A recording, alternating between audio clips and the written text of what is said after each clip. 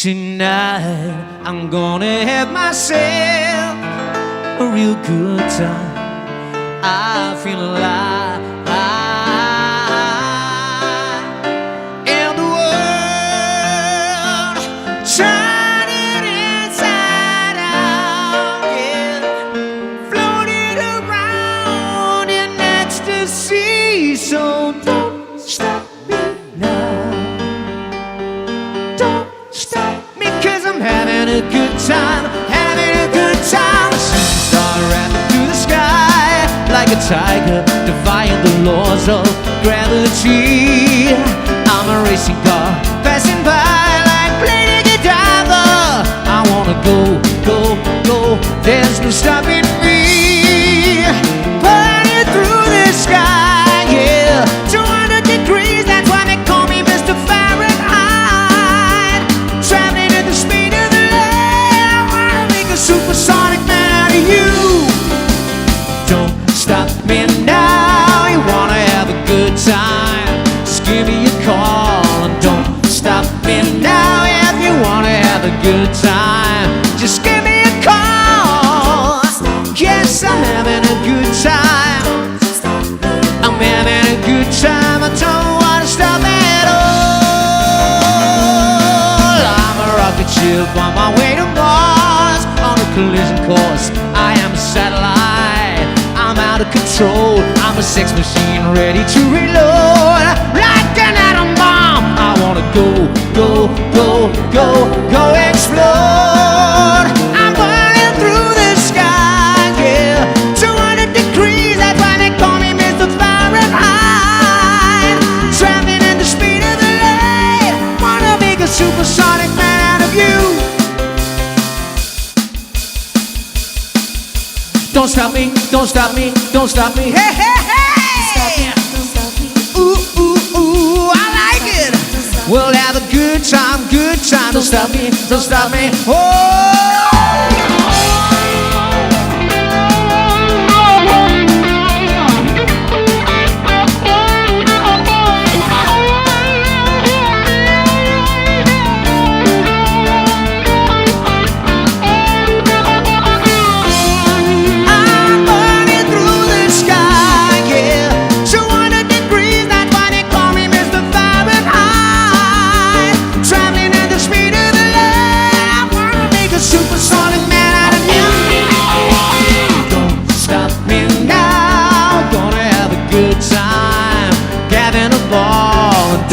Stop me now if you wanna have a good time, just give me a call.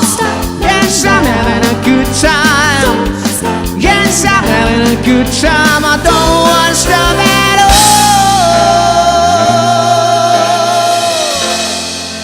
La da da da da da da da da da da da da.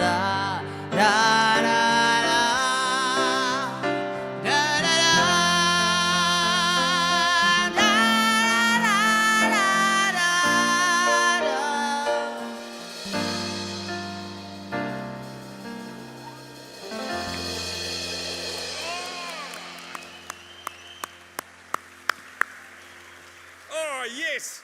Ladies and gentlemen, one more time, give it up loud and large, please, for the phenomenal talents of Mr. Jamie Vokes and Hands Off.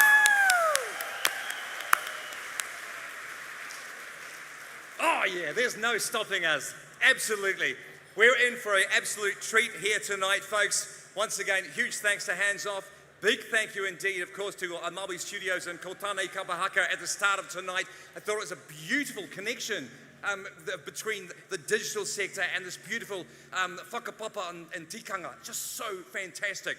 Now, if you're currently standing in the room, please do take a seat. We are underway. This is the New Zealand High Tech Awards 2023.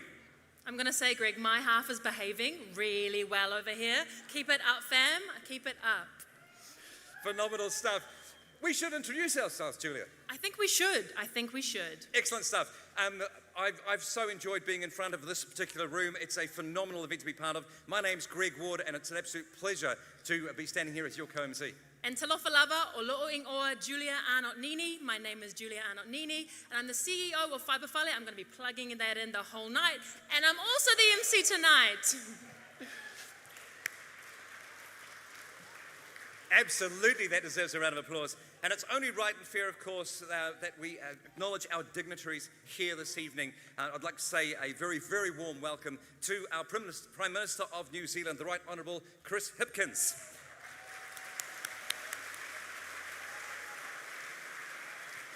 Our Member of Parliament and a holder of multiple portfolios Member of Parliament for Wigram and holder of multiple portfolios, the Honourable Dr. Megan Woods.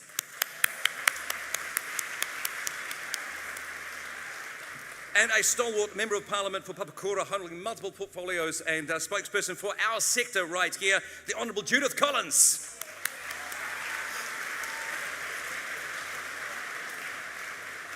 And of course, a warm welcome to members of the New Zealand High Tech Trust, our sponsors, supporters, partners, entrants, finalists and judges, and of course our honoured flying Kiwis and everyone else here tonight to make it a night to remember as the biggest High Tech Awards Gala dinner we have ever held. Over 1,000 people right here in Ototahi, Christchurch. Woohoo! Woo!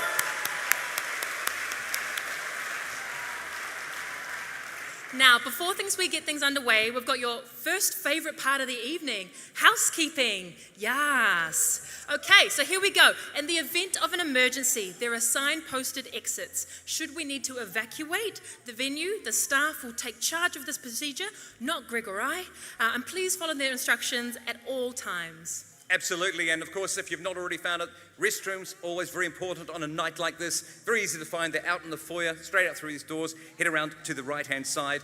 As Julia has said, please do follow instructions of the staff. Exits are very, very clearly marked here. And the assembly point we're going to is located on the green, directly opposite the exhibition halls. And again, our staff will help you out with that. I'm so excited, I've got to say. Tonight is a real celebration of everything that is absolutely great about this industry. And I know that it's an occasion that we all should be extremely proud to be part of. Now, I know we're techies, so we do have our cell phones. Apple versus Samsung, I won't ask you what you're carrying. But what I will ask you is that you please keep them on, but on silent. We want you to be tweeting about the night, so hashtag HTANZ, HTANZ, HTANZ, you've got it 3 times. Let's make it the biggest trending hashtag in New Zealand tonight. We are also live streaming, I love that, yes! We are also live streaming the gala dinner, so please welcome to all of those that are joining remotely. I don't know where the camera is, but talofa. Yes, a very warm welcome to you if you are not actually in the room here tonight, and please do stick with us over the course of the night, and we'd like you to tweet at home or in your offices or with colleagues as well.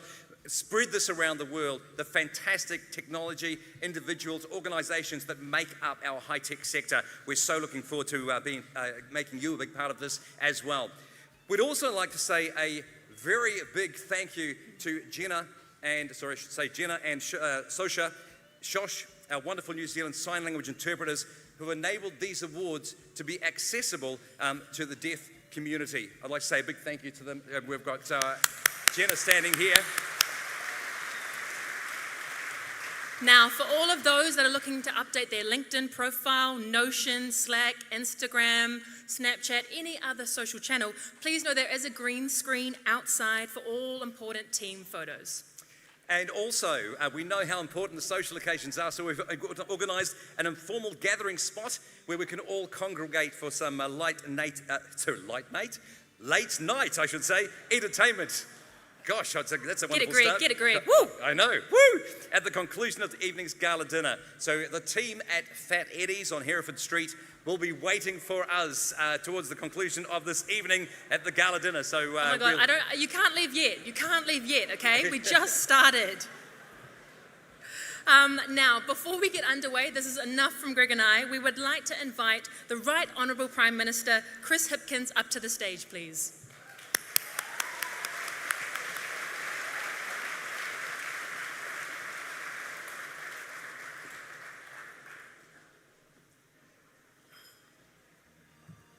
E nā mana, e nā reo, e nā iwi, e rauranga tirama, tēnā koutou, tēnā koutou, tēnā koutou katoa.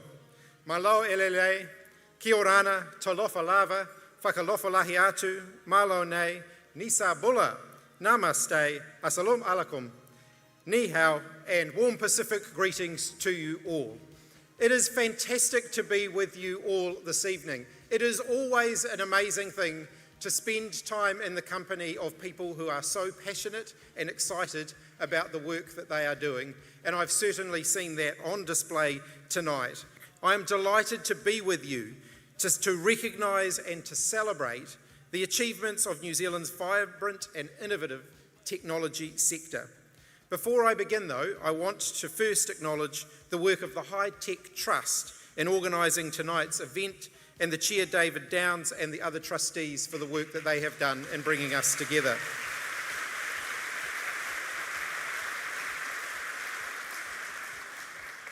I'd also like to acknowledge the Flying Kiwis, many of whom are here tonight, leaders in the sector and members of the High Tech Hall of Fame.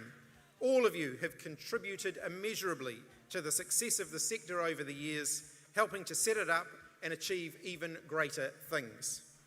There's a very good reason why we should be excited as a country about the potential of our tech sector. Its potential for growth and its value to New Zealand is unlimited. Over the past year, overall revenue for the tech sector is 9% up to $15.1 billion. The number of jobs has grown 11% to 63,000, and revenue per employee is twice the national average.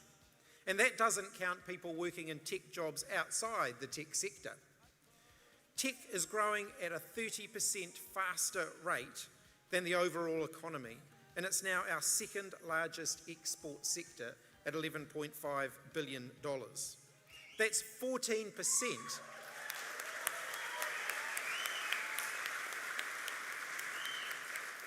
That's 14% of New Zealand's total export revenue.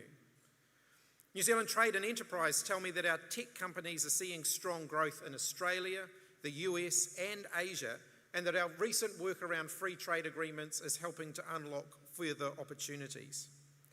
What's particularly special about our tech companies is that they are prepared to go global from the moment they begin trading.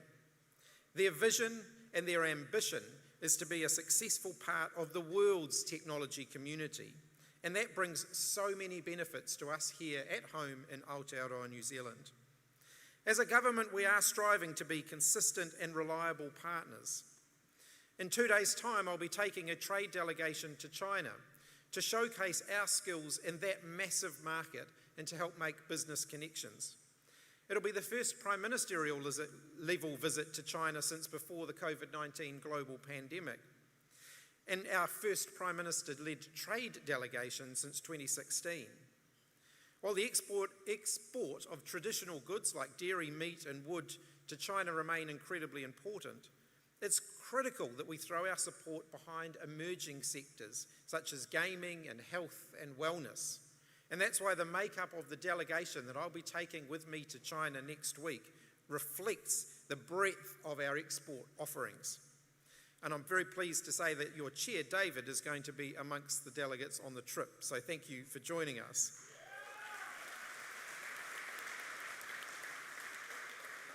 I hope that you'll be aware in the budget we've invested significantly to develop and implement the Digital Technologies Industry Transformation Plan. It's a bit of a mouthful, but it's another marker in our partnership approach with a board made up of the major industry peak bodies who'll bring together their technical knowledge and business savvy to guide the steps to future growth.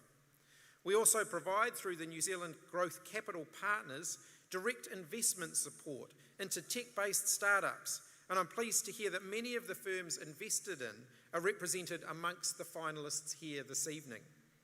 I'm also looking forward to the upcoming report of the Startup Advisors Council and its recommendations on how to boost the tech startup ecosystem even further.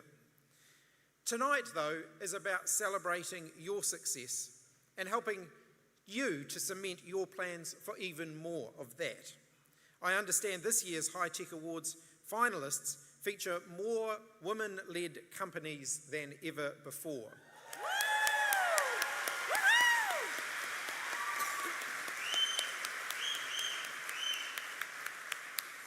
That is fantastic to see, and I look forward to seeing that trend continue. We want to see even more women, more diversity, more Māori, more Pacifica becoming part of the sector's workforce in the future. That's also a key aim of the High Tech Trust, who want to see the sector workforce better reflect the nation's makeup. The work of the High Tech Foundation and its sponsorship program are essential steps towards achieving that aim. But lastly, and most importantly, I want to take a moment to congratulate all of the finalists who are here this evening. Regardless of whether or not you go on to win, getting this far is a major achievement in itself.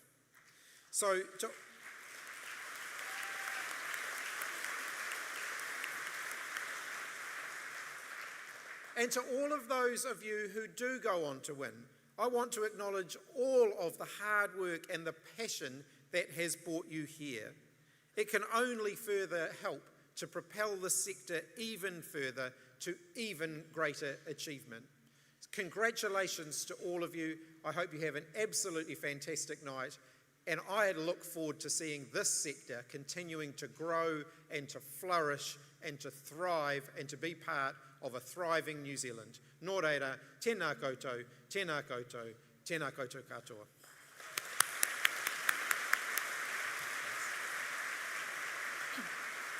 Thank you so much, Prime Minister. And Whaiba Whale was actually invited to this delegation. I'm not kidding, and I'm really sorry we weren't able to make it. We'll be there next year. Please invite us again. And I would like to invite the most second famous man in the room today, the one and the only David Downs, Chair of High Tech Trust. Woohoo!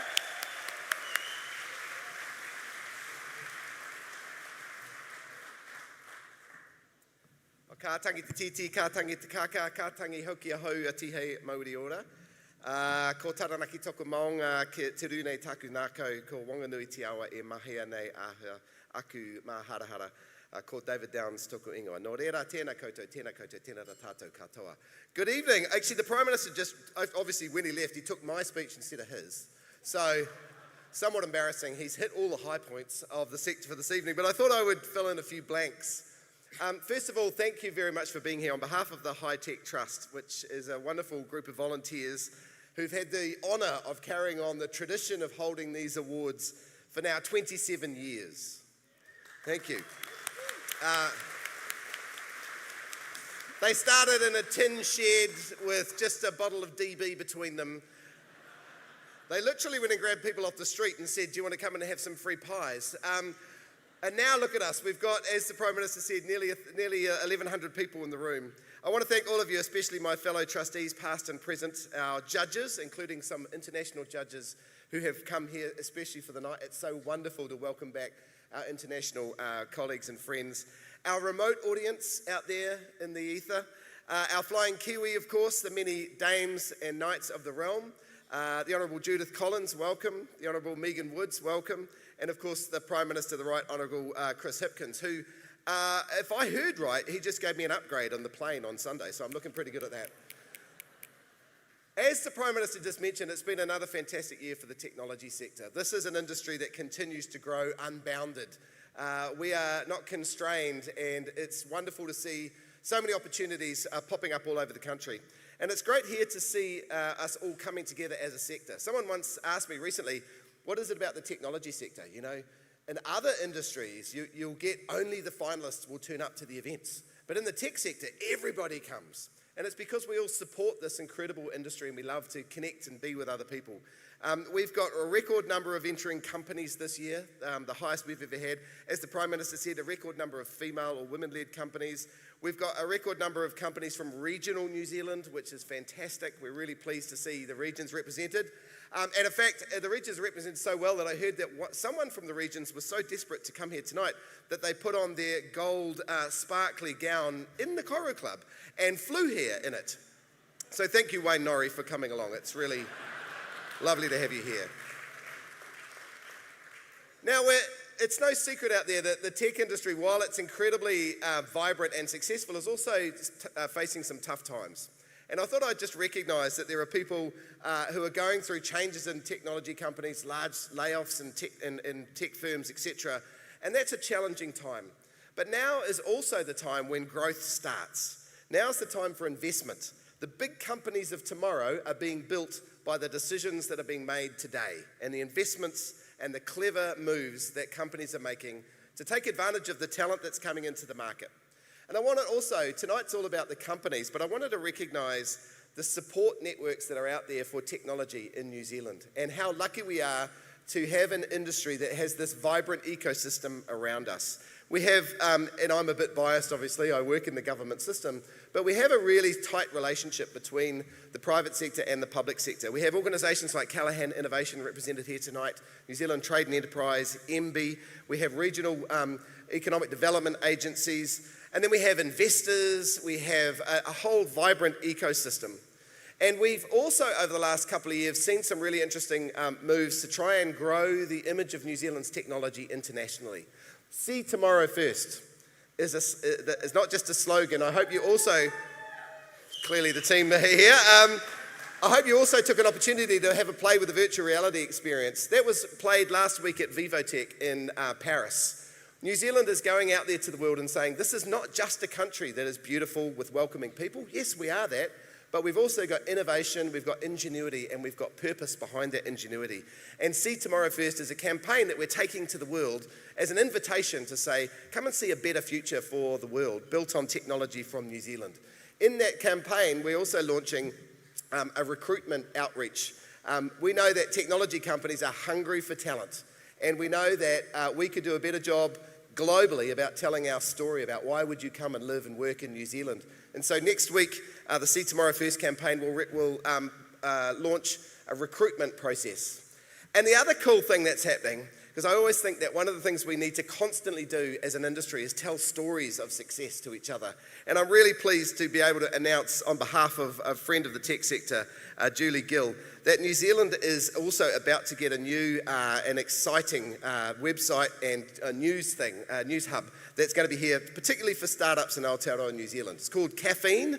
It's going to give you daily content and a community platform for the startup industry. It's been created with founders, by founders, for founders, by the team at Previously Unavailable. And it's going to create this platform.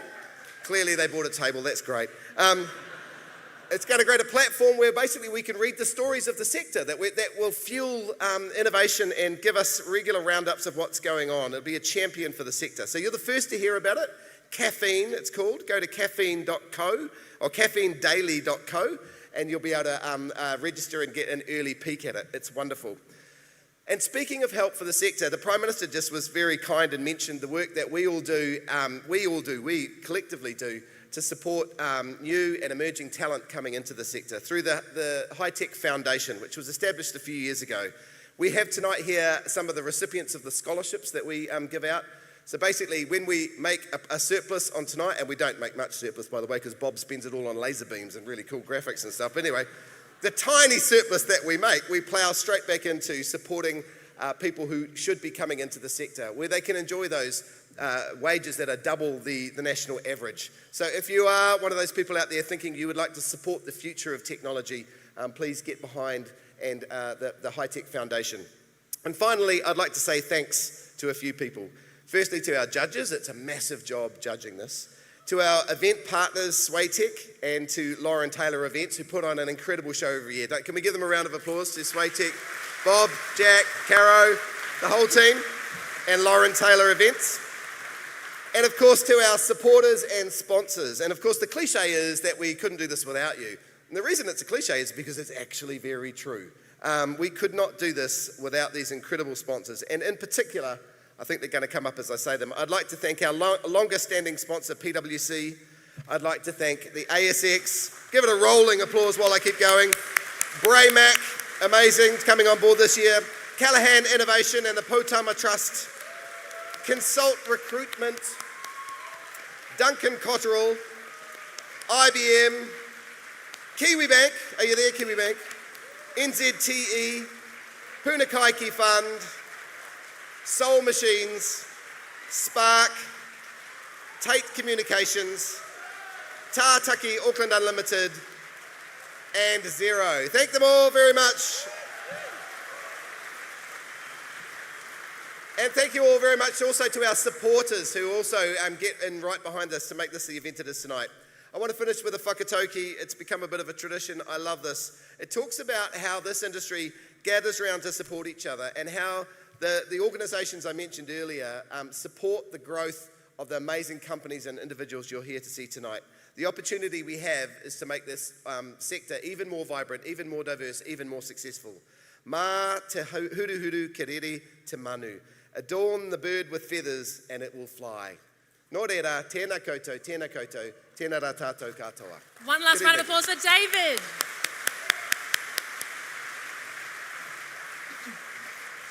Now, if you are a winner tonight, and we've got amazing winners that are all going to be coming up, and finalists as well, we will be inviting you to say a few words after we've wildly applauded you, but please keep this brief. A little bit different to what David just did, right? So a little bit smaller than that.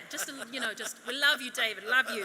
Of course, we will conclude the gala dinner by announcing the prestigious PwC Company of the Year winner, and we'll be introducing you to finalists in the category throughout the evening. So we're changing it up because last year you all got very rowdy and I was here and I was trying to handle it. So now we're just changing up the whole thing.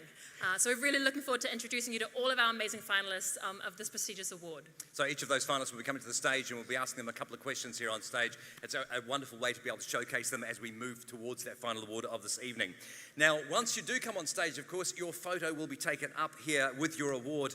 If you would like a more formal photo of one of your team, then our photographers will be available at the conclusion of this evening. And of course, as Julia mentioned, you can also use the green screen as well. And for those of you who are at home and like to play along, we'd love you to take a photograph of yourself watching this show and tweet it out there, put it on the socials for us and show us who you are and where you are and what you're doing. We want to, as I said, we want to spread this as wide as absolutely possible and make it as inclusive as possible as well.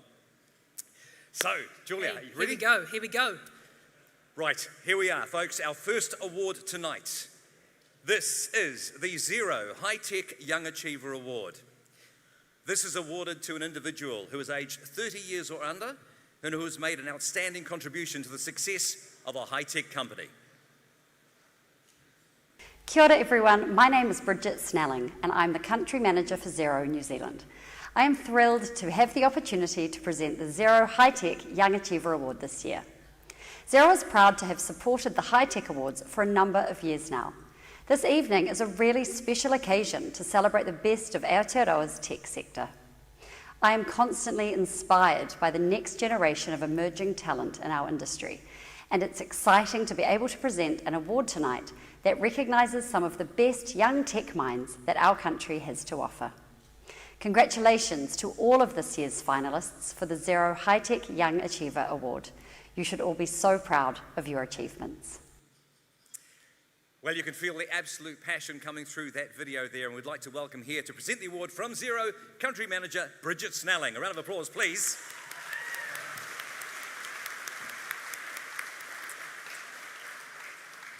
So on we go to the finalists here in this category. First of these is founder and CEO of Precision Chroma, Dr. Sean Feast.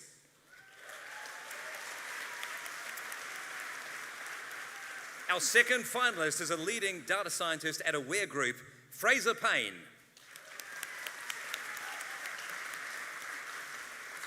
And finally, two people who travel the country teaching young people computer skills and distribute devices to communities in need, Owen Aiken and Hadi Daud.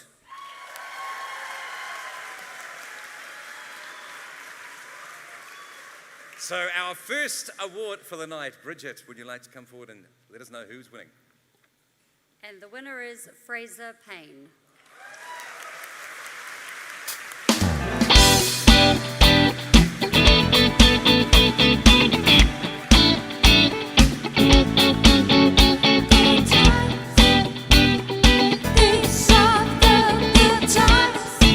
Well, folks, you know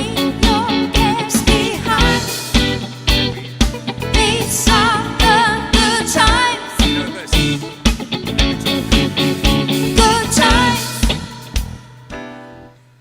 So Fraser has demonstrated a diverse set of leadership skills at the forefront of AI. He's a humble teacher who looks to embrace talent, coach to develop and empower those around him, and he's always looking for the best tool for the job. It isn't afraid to be agile in solutions designed. He understands the challenges of running a company and what it means to be a key contributor. His deep industry knowledge and clear drive to succeed impressed the judges. A round of applause one more time, please, for Fraser Payne.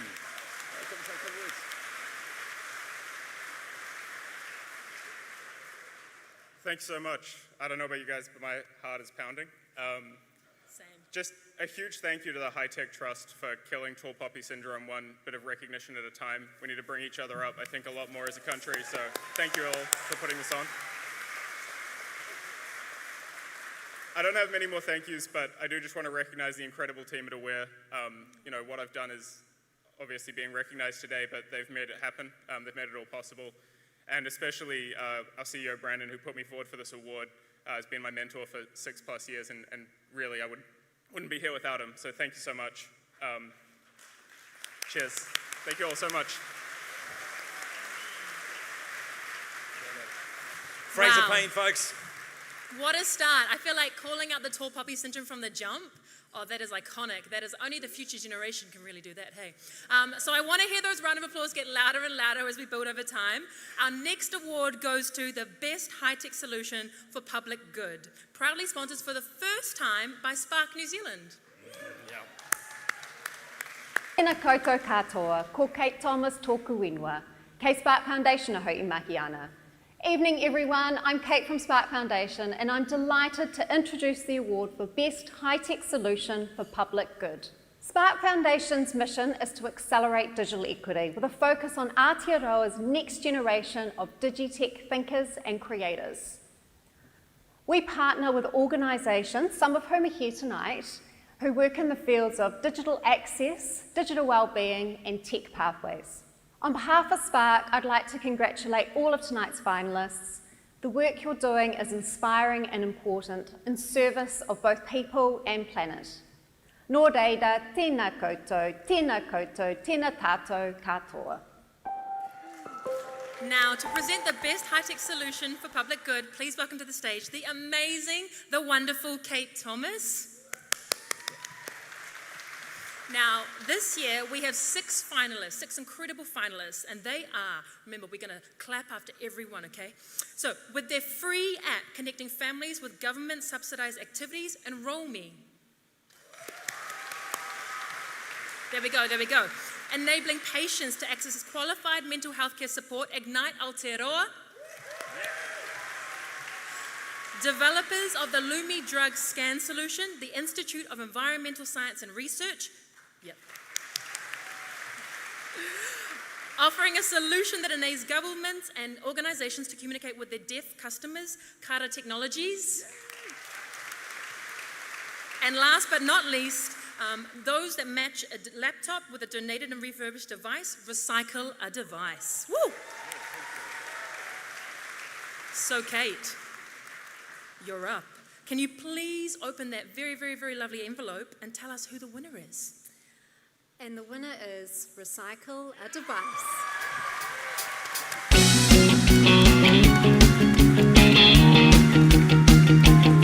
She's a maniac on the floor, and she's dancing like she's never danced before. She's a maniac on the floor, and she's dancing like she's never danced before.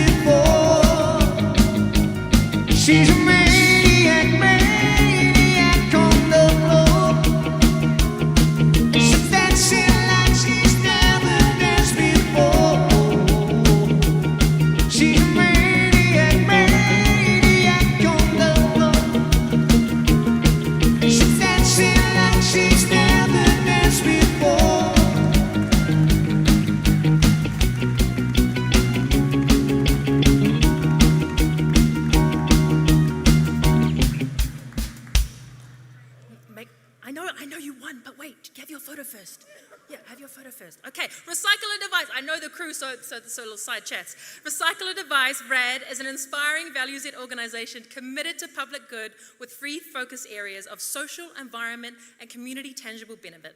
It advances technology on many levels, tackling the digital divide across regional Aotearoa and unlocking the industry for those who haven't got tech access. Their innovative approach to experimental learning maximizes immediate impact to diverse audiences, including the gifting of a device that unlocks the amazing digital world. It's incredible to see young talent so committed to the community. Another massive round of applause, please.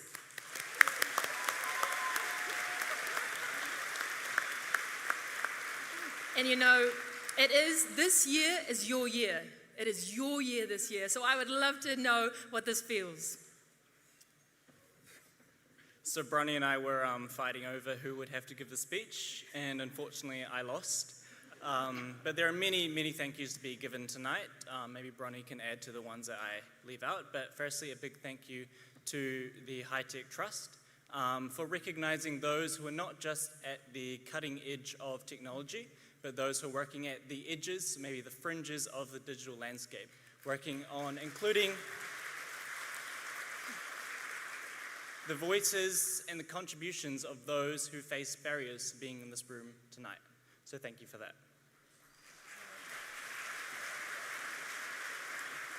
Tēnā koutou katoa.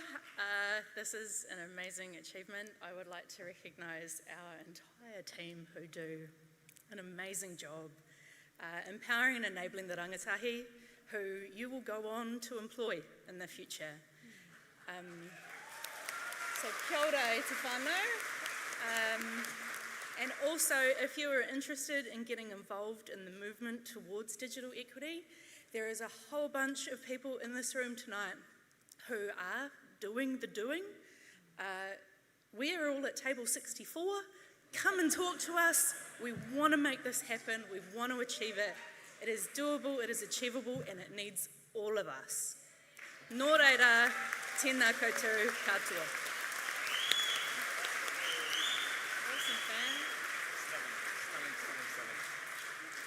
Give them another round of applause, please, as they take their leave from the stage here tonight. And just before we move to the next phase, we were so excited on stage here that we jumped past one of our other finalists, and I really want to make mention of them and give them another round of applause here in the room. That's developers of a free earned wage access solution, PaySource and the BNZ as one of our finalists. Please, a round of applause there. That was my bad. I will buy you all around afterwards. Now, as the evening builds towards the announcing of the PwC Company of the Year, we are going to be introducing you to 6 finalists during the course of the evening. Let's now hear from our first finalist, who is leading provider in inventory management solutions, Sin7. We are Sin7. We're a software company providing software to product sellers all over the world. We solve complex inventory problems for them and connect them to the world of digital commerce. Sin7 stands for Connected Inventory. When we sort of founded or were looking at Sin7, we sort of wrote down what does inventory look like in the future, and we wrote down 7 things, hence the name. We're all about empowering the product seller to thrive, to be their growth partner and get their amazing products in the hands of consumers around the world. We're sort of really nerdy and we like to solve complex problems. And the other sort of ego aspect of that is we wanted to be in San Francisco where the cool people were. We have hundreds of Kiwi businesses that rely on our software to run their operation. Sin7's contributing to growing New Zealand's exports. I see Sin7 as us developing an NBA team and going to America and winning the NBA. So I think just being smart, you can actually compete in the world stage. Yes, definitely requires a round of applause there. I've got to say, I can feel the ethos emanating from that video there. I mean, it's just, it's just cheeky, it's in your face, it's go get him out to the world. We are standing right here on stage with CEO David Leach at this point, but seeing our founder, Danny Ng's story there is like a blockbuster. A refugee arrives in New Zealand, works diligently, and creates an amazing company in 2012. So phenomenal success, and I'll just sort of make a couple of points on this. Over 8 million sales orders processed per month. You're in more than 75 countries around the world. Your software and innovations have enabled over $36 billion worth of investment and sales orders over the last year and continues to increase. David, how does a company like Sin7 maintain that kind of momentum, and what's on the horizon? Well, let's stick to the NBA theme. So the first thing you do is build your NBA team. After that, honestly, it's deep down here, you have to have a lot of belief. The world is enormous, and deep belief that you can do this, that you can be a lot bigger and a lot better than you are. And secondly, I think it's the passion, the ambition to serve your customer. There's some of the things that come to mind. Very exciting, very exciting. Another quick question here for you. Given the rapid advancement in AI and some of the developments that are going there, how do you as Sin7 plan to incorporate these technologies to stay competitive into the future? We got to have big goals. So our big goal is a future of intelligent commerce and how we can play a significant role over the next 10 years on the world stage. But then you break that big goal up into small chunks. And so some of the horizon goals we have in the next few months, firstly, big new website, new brand coming in around a month, and some exciting product releases coming out late this year. Sounds absolutely fantastic. Well, all the very best as we get towards the end of this evening. Round of applause once again here for David Leach joining here from Sin7. Julia, back to you. Yes, got it. So now we move to the best contribution to the New Zealand tech sector, sponsored by Consult Recruitment. Hey, I'm Laura Douglas of Consult Recruitment, formerly Halo, proudly sponsoring the best contribution to the NZ tech sector. Every year, the incredible people in this room work hard to deliver amazing outcomes for New Zealanders and people around the world. Tonight, we are delighted to be sponsoring the award that celebrates companies that create and contribute to sustainable growth and business success. We know that when you get the right people in the room, you get that fist bumping, thumbs upping, game raising, life changing, industry rearranging, can't wait to get up in the morning vibe. There's nothing quite like it. The Consult Recruitment team work their butts off for those moments because they lead to moments like these, where we have the honour and the privilege of recognising the best of the best. Congratulations to all tonight's finalists. Let's announce the winner.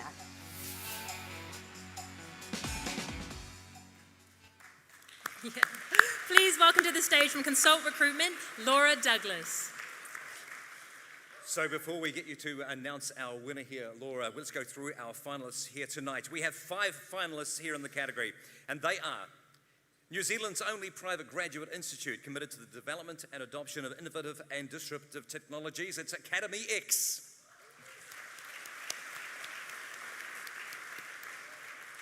Servicing the technology needs of everyday users through to large corporates, ChiliSoft. Delivering community-driven learning and access to inspire more young people into the digital world, Digital Future Aotearoa. Partnering with New Zealand innovators to help them grow and succeed on the global stage, it's Microsoft. And finally, leading the leading independent source of information on New Zealand's technology export sector, Technology Investment Network.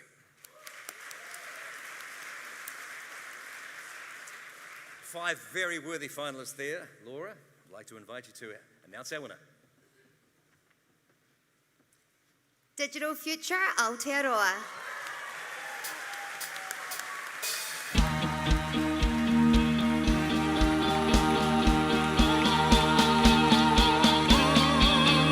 Let's dance. Put on your red shoes and dance the blues. Let's dance to the sound they play on the radio. Let's dance, let's dance, let's dance, let's dance, let's dance. As they're coming to the stage, now the judges were impressed with Digital Future Aotearoa's commitment to and ambition for our tamariki. It is really about the children being the future. Their individual initiatives carefully target barriers to participating in a digital future, including access to our industry. The judges were particularly impressed with the way the initiatives complement and strengthen each other and with the demonstration and measurement of impact. As they are organising themselves here on stage for their photograph, can I get another massive round of applause, please, for Digital Future Aotearoa?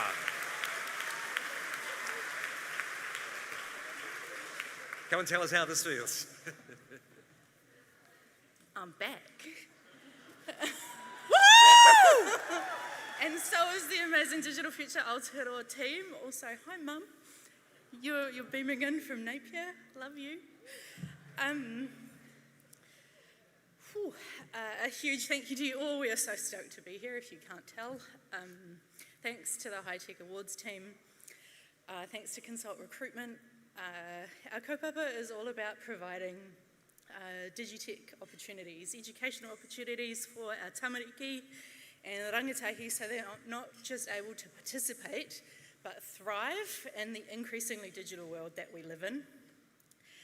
By doing this, we're building the pipeline of people that may choose to enter the tech sector, and perhaps one day you will employ them, and perhaps someday that person would have attended a free code club at their local library or school, or perhaps they would have received a laptop that had a little recycler device sticker on it.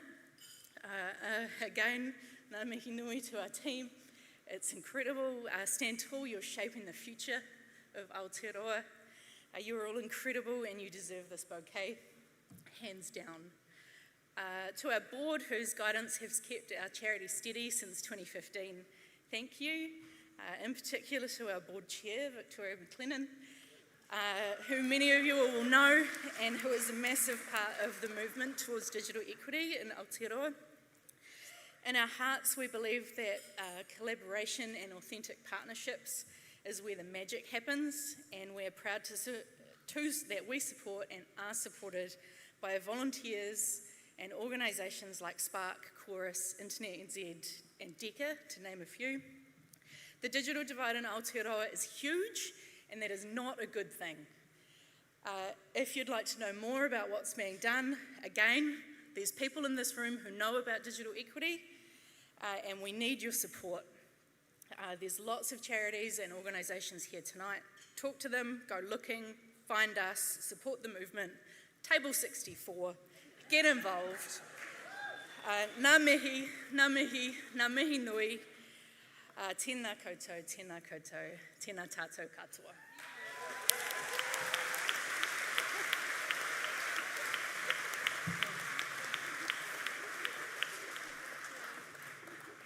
How good. 2 from 2, fam. 2 from 2.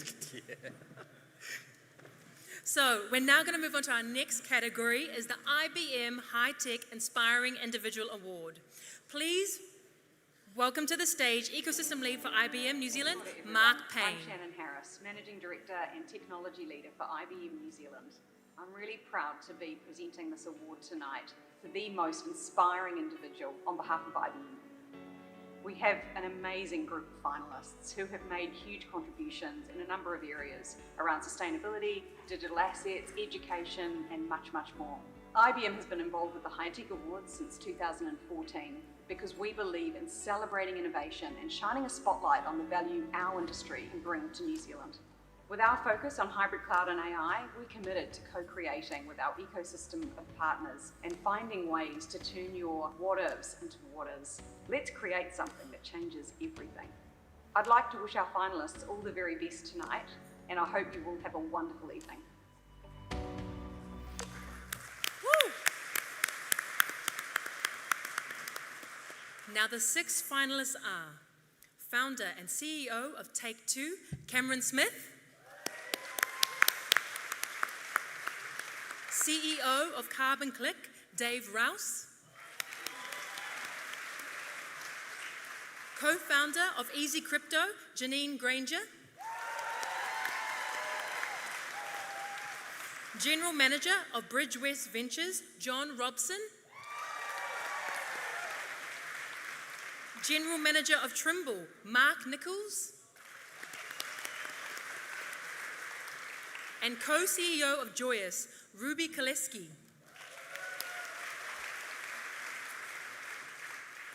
Now, Mark, I need you to just shuffle that way to grab the envelope, please. Now, could you please tell us who the winner is? The winner is Janine Granger.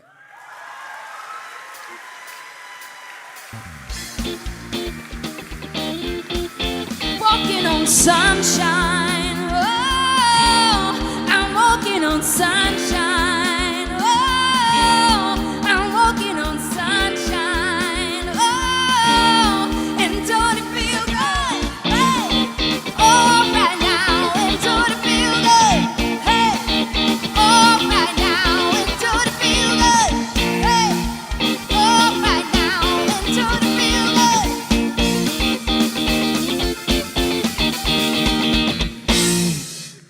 Janine has built a strong track record breaking into new markets, building a successful business while working on behalf of the industry to drive better results for both tech providers and consumers. She is a trailblazer and a role model for women wanting to work in technology and finance.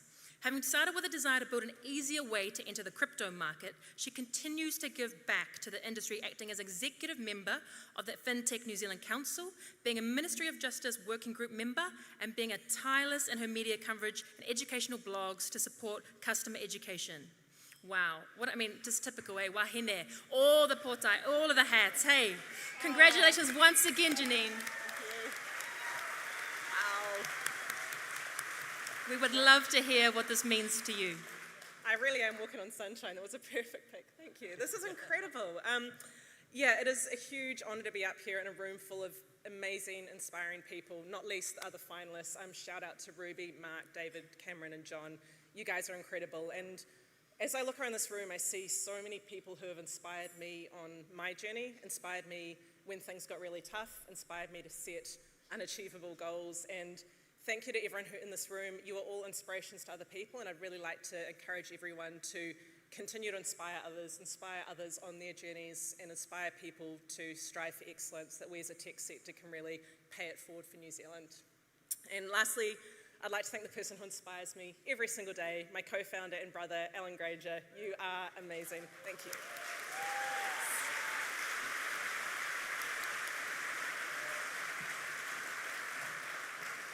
Amazing. Now it's time to introduce you to our second finalist and the PwC Company of the Year, helping students to overcome the barriers of geography to compete on the world stage, Crimson Education. Crimson Education's mission is to create the education system for next century. We do this through three broad areas. Firstly, Crimson Consulting, enabling students to access the world's best universities through a proprietary technology platform. Secondly, Crimson Global Academy, with over 1,000 students in more than 55 countries globally. And third, Revision Village, the world's largest online IB learning tool, used by over 70% of students globally. We ultimately see a seismic shift in the way students are accessing education, and we've fundamentally designed our mission to prepare students for tomorrow's world. Crimson Education is so good for New Zealand because it positions us as a leader globally, both from a technology but also an education perspective. It's also allowed us to build out a really strong philanthropic arm. In fact, year to date, we've already given over $1 million in financial aid to students.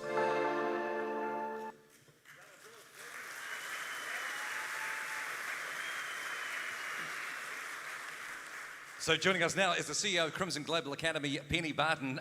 Got to say, fantastic video there, phenomenal organised. Oh, yes, absolutely. Go on, put your hands together one more time. Penny Barton! Multiple platforms, a truly huge global reach there as well. You are really the triple threat of e-learning, I've got to say. So local beginnings here in New Zealand, you're recognised globally for your expertise in helping students move towards those prestigious educational establishments as well. Some of the information I have, it's a little out of date, a year out of date currently. You had 630 full-time staff, probably have more now. You had 800 full-time staff, fantastic. You can help me on this one. More than 3,000 tutors and mentors. Still good, excellent, there we go. You had a venture capital raise which valued Crimson at $550 million US. A little bit higher, just over $1 billion in New Zealand dollars. Just over $1 billion New Zealand dollars. Round of applause for that, folks, phenomenal. Couple of questions then. Excellent. Here we go. So given the significant transformations in education delivery methods worldwide, particularly with this rise of e-learning, how do you as Crimson Education plan to adapt this personalised model to continue global expansion? Awesome. So I think anyone right now that is in the education or services business, our businesses are fundamentally going to change in the next year thanks to AI, which is a really exciting piece that we are embracing, we are leaning into. Personalised adaptive learning has always been at the core of who we are. We will continue that, but looking at how we pair that human connection, that human guidance, counselling with AI for the content generation to bring costs down and really democratise education. Phenomenal stuff, right at the cutting edge, and exactly where you need to be as well. Just one more question here. Crimson Education services a very specific need and niche. How do you plan to navigate potential challenges in different educational landscapes, and particularly in different cultures? Awesome. So Crimson Education now, I believe, is around 9 different companies within that. So we serve from ages 5 with gamified maths and English. We have our online high school, the IB revision tool that Tim talked about in the video, through to our admissions and postgraduate. So we serve around 1 million students now in 80 countries around the world, and I think we're really well positioned. We've found that in all of the countries, the need for quality education is universal. That combined with our technology and incredible team that we have, those 800 odd, we are really well set up to help those students succeed wherever they are in the world. That is absolutely fantastic. All the very best as we head towards the end of the awards. Round of applause one more time, please. Crimson Education. So fabulous to get that information. It's just exciting times, Julia. Yeah, it's awesome. It's really, really great. And we are keeping on. We're keeping on moving. Our next category is the Soul Machine's Most Innovative Deep Tech Solution Award. Is this camera on? Okay, great. Hi, everyone. I'm Nova, a digital influencer for Soul Machines. I've asked a few of our digital celebrities to join me in talking about some of the exciting things we're up to. First, let me introduce you to K-pop legend, Mark Twain. Hi, I'm Digital Mark Twain. The magic that happens when you combine Soul Machine's digital people with ChatGPT to bring both personality and personalization to the customer journey is incredible. I'm not the only one who thinks so. Here's the digital alter ego of NBA All-Star Carmelo Anthony to let you know more about our creator community. Hey, what's up? I'm Digital Mello. What's really cool is it's not just certain kinds of people who can create digital people. Soul Machine's tools enable creators of all kinds to design, build, and deploy digital people in minutes. Their creator community is buzzing with all types of creators building magical experiences. Back to you, Nova. Thanks, guys. Soul Machines is excited to be part of the High Tech Awards and wish all the nominees the best of luck. Now please welcome to the stage the Enterprise Sales Manager for Soul Machines, James Gower.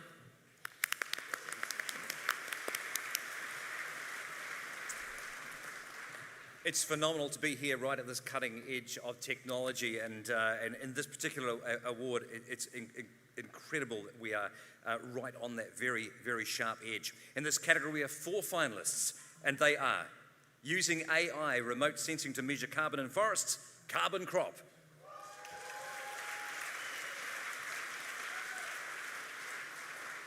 Developers of the first automated 3D planner for joint replacement surgeries, Formous Labs.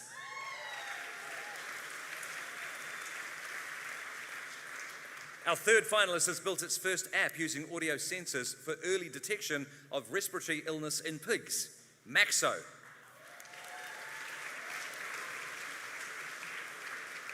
And finally, using chemistry and natural biomass technology to extract metals from electronic waste, Mint Innovation. James, I'll invite you to let us know who is winning in this category tonight. And the winner is Formous Labs. I heard somebody say, let it burn, Disco Inferno, burn the mother down, Disco Inferno, burn the mother down, Disco Inferno, burn the mother down, burn, burn.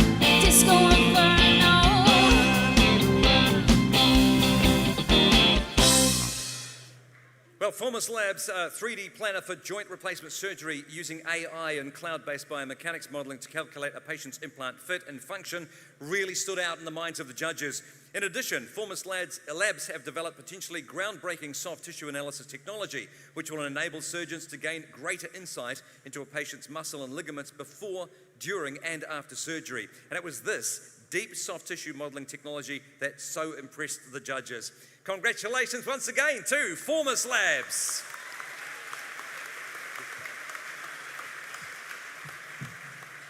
Ngā mihi nui. Thank you very much. Well, what an honour to be here. Thanks first to Ju Zhang, my co-founder. Unfortunately, he couldn't be here. He's in the United States at the moment, doing all the mahi while we're here to celebrate on his behalf. But this wouldn't have happened without him, and this happened really at the start of a research project. Ju was a PhD student at the University of Auckland at the Bioengineering Institute.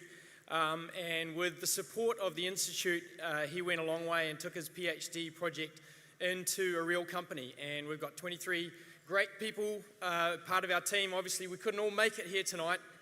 But I just want to have a shout out to the basic funding and the importance of basic funding now more than ever. That's so important to support our universities. This is absolutely a team effort. And obviously, this wouldn't have happened without all of the hard work of the team. Really honoured. Thanks so much. And thanks to everyone and our, especially our investors who have supported us from day one. Thank you.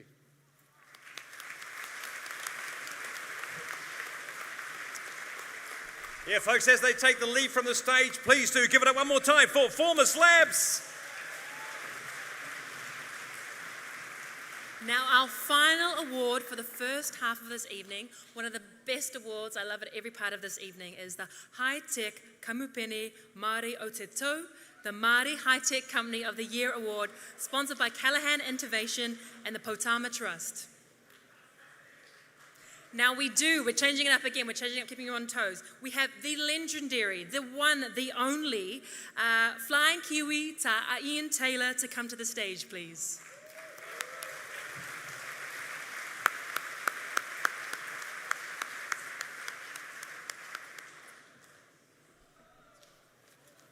There is a Māori whakatauki, ko ngā tahuā o Tapawai and Nānahei, hei to ira oramo a pōpō. Translated is the footsteps we laid down in our past create the paving stones of where we stand today. And in that Māori worldview, the footsteps are always in front of us. And I just want to take a little diversion here to acknowledge the wonderful video from Maui Studios that acknowledged the footsteps of our Pacifica voyagers who crossed Te Moananui a Kiwa, the largest expanse of open water on the planet, to make it here to Aotearoa. They were more than sailors. They were astronomers, astrologers, scientists, engineers, mathematicians. They were innovators. And today, we stand on the paving stones and celebrate their footsteps that bring us here today. But now, I look out at those footsteps that are laid down, and it's 2013, the High Tech Awards in 2013, and a great Māori innovator, Grant Straker, won one of the premium awards. Now, Grant got up on stage here and he put out a challenge to all of us in the room, the high tech and Māori. And that challenge was, we need more Māori here tonight, not just working behind the bar. Only Grant could get away with that, and it's a bit unfair because he spent most of the night at the bar. But in the audience on that night was Hemi Rolliston and his boss, CEO of Callaghan Innovation, Dr. Mary Quinn. And they have taken Grant's wedo to heart. I prop forward one more year. It's 2014. And on the night of those awards, Dr. Quinn introduces the first ever Māori Innovation High Tech Award completely in Te Reo. And then she doesn't translate it. I thought that was amazing. And like probably everyone else in the room, I didn't understand a word she said. But what was so cool was to see a Pākehā Wahine Toa truly respecting the reo in celebration of the innovation that we know is in our DNA. So tonight I would like to acknowledge the team from Callaghan Innovation for not only talking the talk, but walking the walk and laying footsteps that they can be truly proud of. Stefan, Hinare, the team of Callaghan Innovation, thank you for allowing me to take this time to acknowledge the paving stones that you have helped us lay on this journey. And can I also welcome aboard the Waka, the team from Potama Trust, who have joined Callaghan Innovation as sponsors of this award. And now, it gives me the greatest of pleasure to ask Hemi Rolliston and Potama Trust Chief Executive, Koro Dickinson, to lay just a few more steps as you join us on the stage tonight. Ka pai.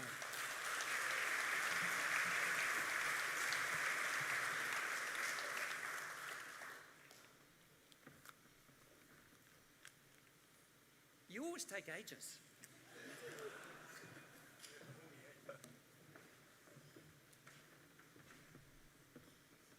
So, Hemi, would you please tell us the finalists?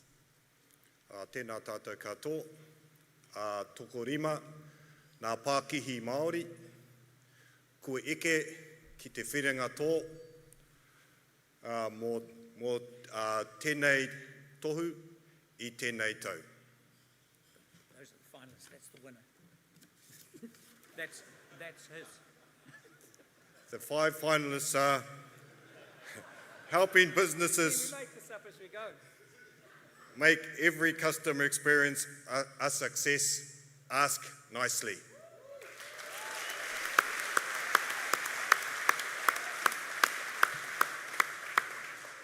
Streamlining and enhancing the process of onboarding new employees. Checkmate.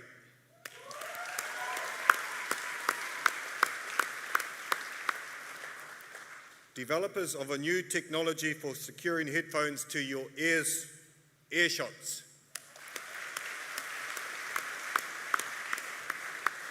Creators of innovative solutions that protect the environment and enhance biodiversity, Invico Technologies.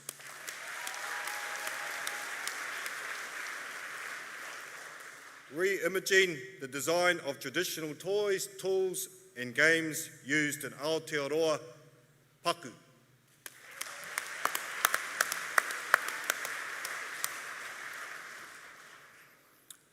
Ko te toa o te high-tech kamupini Māori o te tau. The winner of this awesome award is Ask Nicely.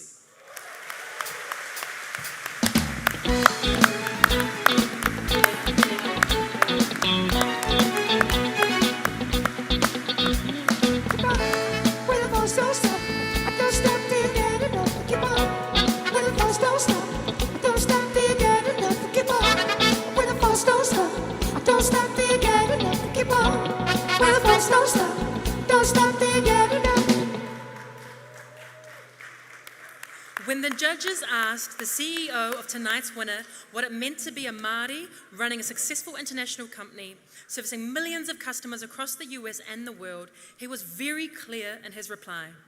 He said, "Embracing Te Ao Māori is what gives us our competitive advantage. It is our secret weapon because of the values laid down by our innovative tupuna are at a point of difference that allows us to stand out on the global stage." The judges agreed that this acknowledgement of Te Ao Māori was especially important in the way they have created technology that enables companies to hear real-time kōrero, the feedback of customers and frontline workers, translating that into even deeper and richer customer experiences all around the world.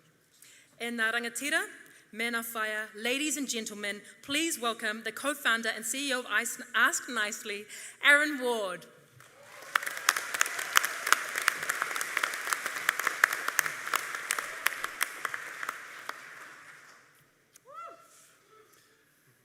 Ngā mana, ngā waka, ngā rau, I rau rangatira mā. Tēnā koutou, tēnā koutou, tēnā rā tātou katoa.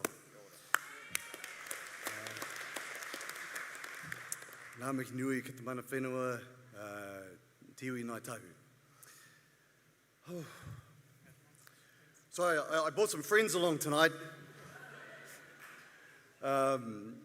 We're actually celebrating a big product release this week, and our whole business is built around the idea of appreciation, of catching people doing things right. And we said, well, how are we going to celebrate this? It was like there's a do-on in Christchurch. We got all of our engineers, all of our product people, our designers, and so pleased to be able to come down here and share this moment with you folks. And from our perspective, selfishly, just to really celebrate the team that's building this product that we're taking out to the world.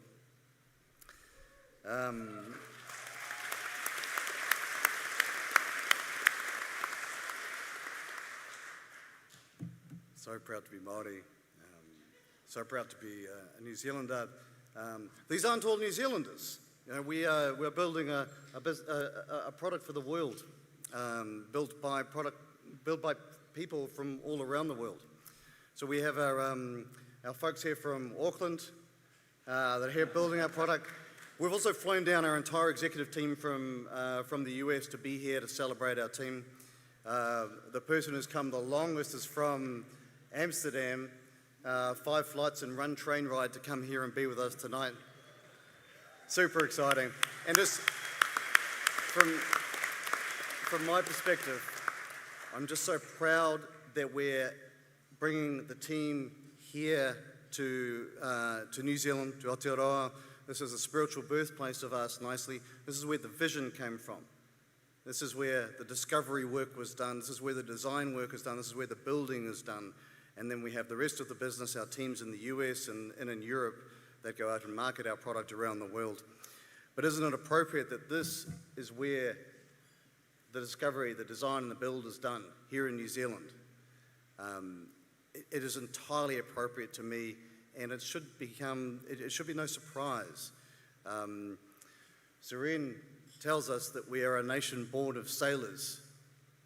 It is, as Māori, as Pasifika, the explorer gene is preloaded into our DNA. And I think that gives us an unfair advantage over the rest of the world. It's time for us to stop being shy about this. As Māori, we can build technology businesses of significance. Extremely proud to be one of those alongside the others that you saw on the screen, and just extremely proud and thankful for the team tonight. Nō reira, huri noa te whare, tēnā koutou, tēnā rā tātou katoa, kia ora.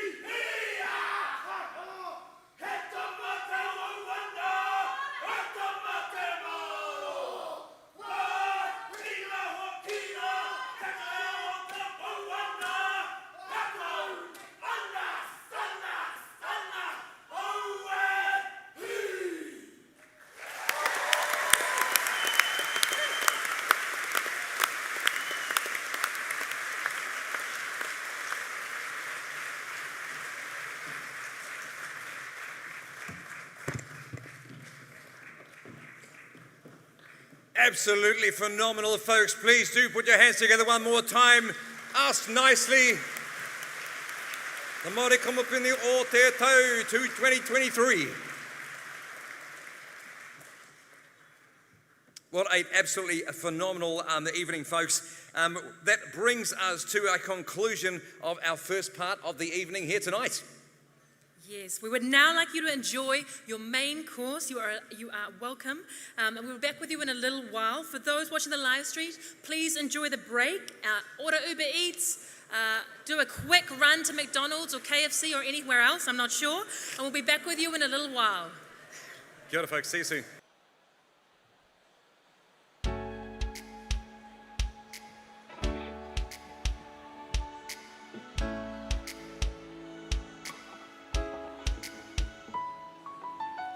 All smiles, know what it takes to fool this town.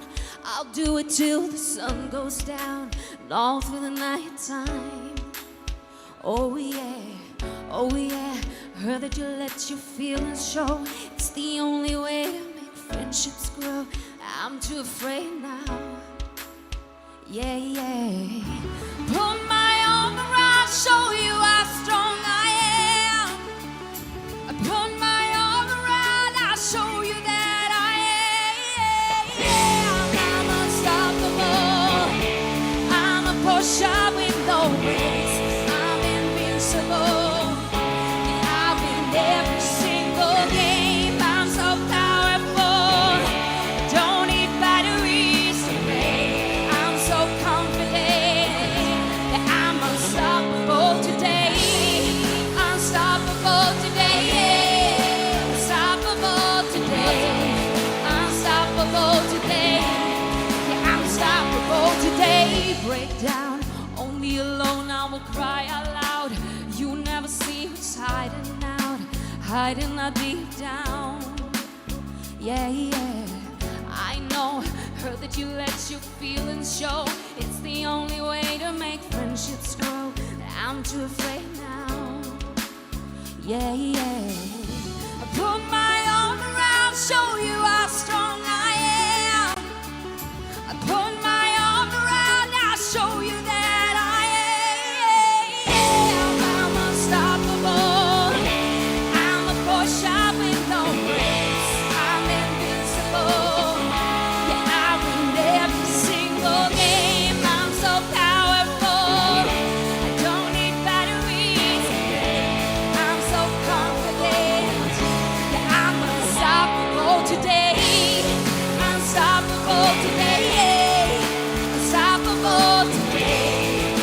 Unstoppable today.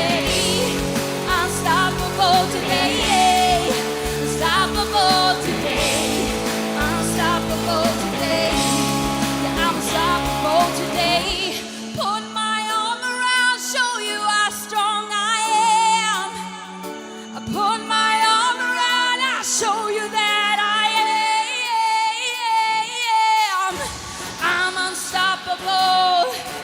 I'm a pusher with no brakes. I'm invincible. Yeah, I win every single game. I'm so powerful. I don't need batteries to play. I'm so confident. Yeah, I'm unstoppable today. Unstoppable today. Unstoppable today. Unstoppable today. Yeah, I'm unstoppable today. Unstoppable today. Unstoppable today. Unstoppable today. Yeah, I'm unstoppable today. Oh, yeah.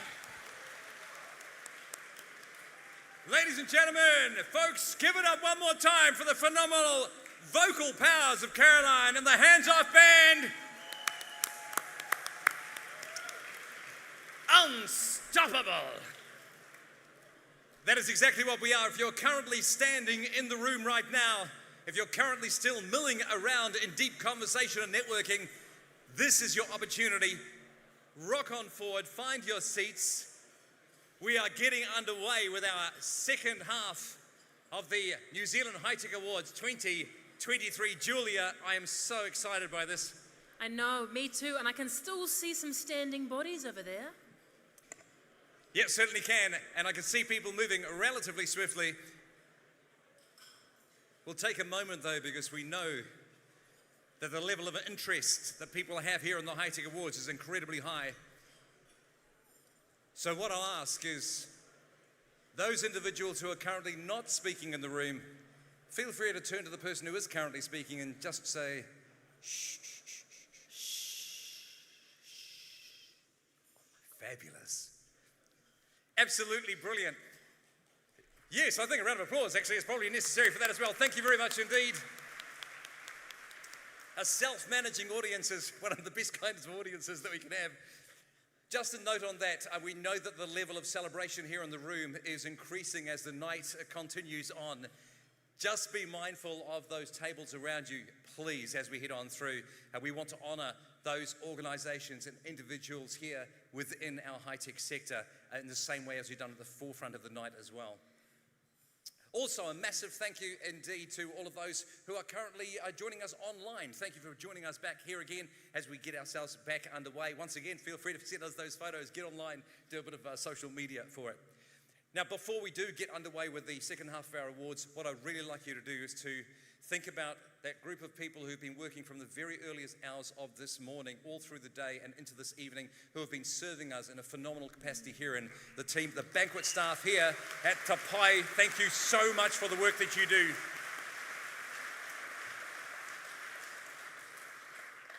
Nothing happens in a vacuum, so thank you to everyone to achieve this phenomenal night. Now, we've come to that part of the evening, a very special part indeed, where we unveil our new Flying Kiwi, who will be inducted into the Tate Communications High Tech Hall of Fame. And I'd like to take a moment now to acknowledge those Flying Kiwis who are here in the room tonight. It's absolutely great to have you here. Can I have a massive round of applause, please, for our Flying Kiwis, our innovators.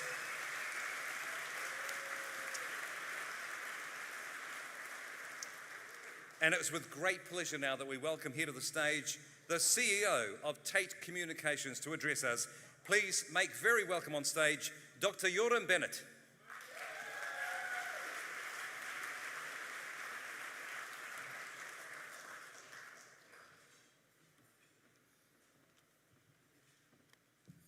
Good evening, ladies and gentlemen. Our 2023 Flying Kiwi founded the first company with a $100 withdrawal from the credit card, which they colorfully describe as bootstrapping the business. 12 years later, they sold it for $160 million US, so the initial investment seems to have paid off. The initial investment or business came from the realization in 1990 in London that the new era of computers brought new opportunities for automation. They put an ad in the Financial Times one Saturday and waited for the phone to ring, but it didn't. On Monday, they came close to pulling out and writing off their investment, but then suddenly, orders started to flood in. Nearly 50 orders for a product that hadn't been written. Over the next 2 years, they scaled to 10,000 customers and moved the business to the US, where they continued to scale and grow before eventually exiting to IBM in 2003. Not content to sit on their laurels, this year's Flying Kiwi decided to go again in 2008 and created a new cloud-based platform which became one of the fastest growing software companies in the US, listing on the New York Stock Exchange in 2018 until it went private again in 2022 with a valuation of over $10 billion. This Flying Kiwi, or should we say these Flying Kiwi, really know how to build value. Tonight's Flying Kiwi were a power couple in business and life. Both brought up in New Zealand, they met at the Takapuna tennis court in 1970 and started dating. It wasn't going to be a straight path through when one of them upgraded to a national tennis player instead, so they went their separate ways for a while.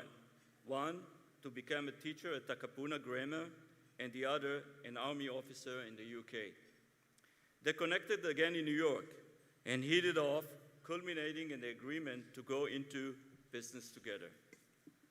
Tonight's Flying Kiwi have built significant companies together in Adaterm and Anaplan, as well as being some of the first investors into iconic Kiwi companies like Xero, and more recently, supercomputing company NARED, medical cannabis pioneer Helios Therapeutics, and solar farm company Lodestone Energy. Current interests include building a unique eco-sanctuary in Northland, celebrating New Zealand's natural environment, walking many of Europe's great hikes, and the support of many charities for cancer and youth development. There have been significant donors to the New Zealand School, the National Youth Theatre, and New Zealand Outward Bound Trust, among others. It is bittersweet celebration tonight as we recognize the significant contribution and success of our Flying Kiwi, but also in remembrance of one of them, gone too soon after she passed from cancer in 2022. Ladies and gentlemen, tonight we remember her as we celebrate the success of our two 2023 Flying Kiwi serial tech entrepreneurs, Sue and Guy Heddleton.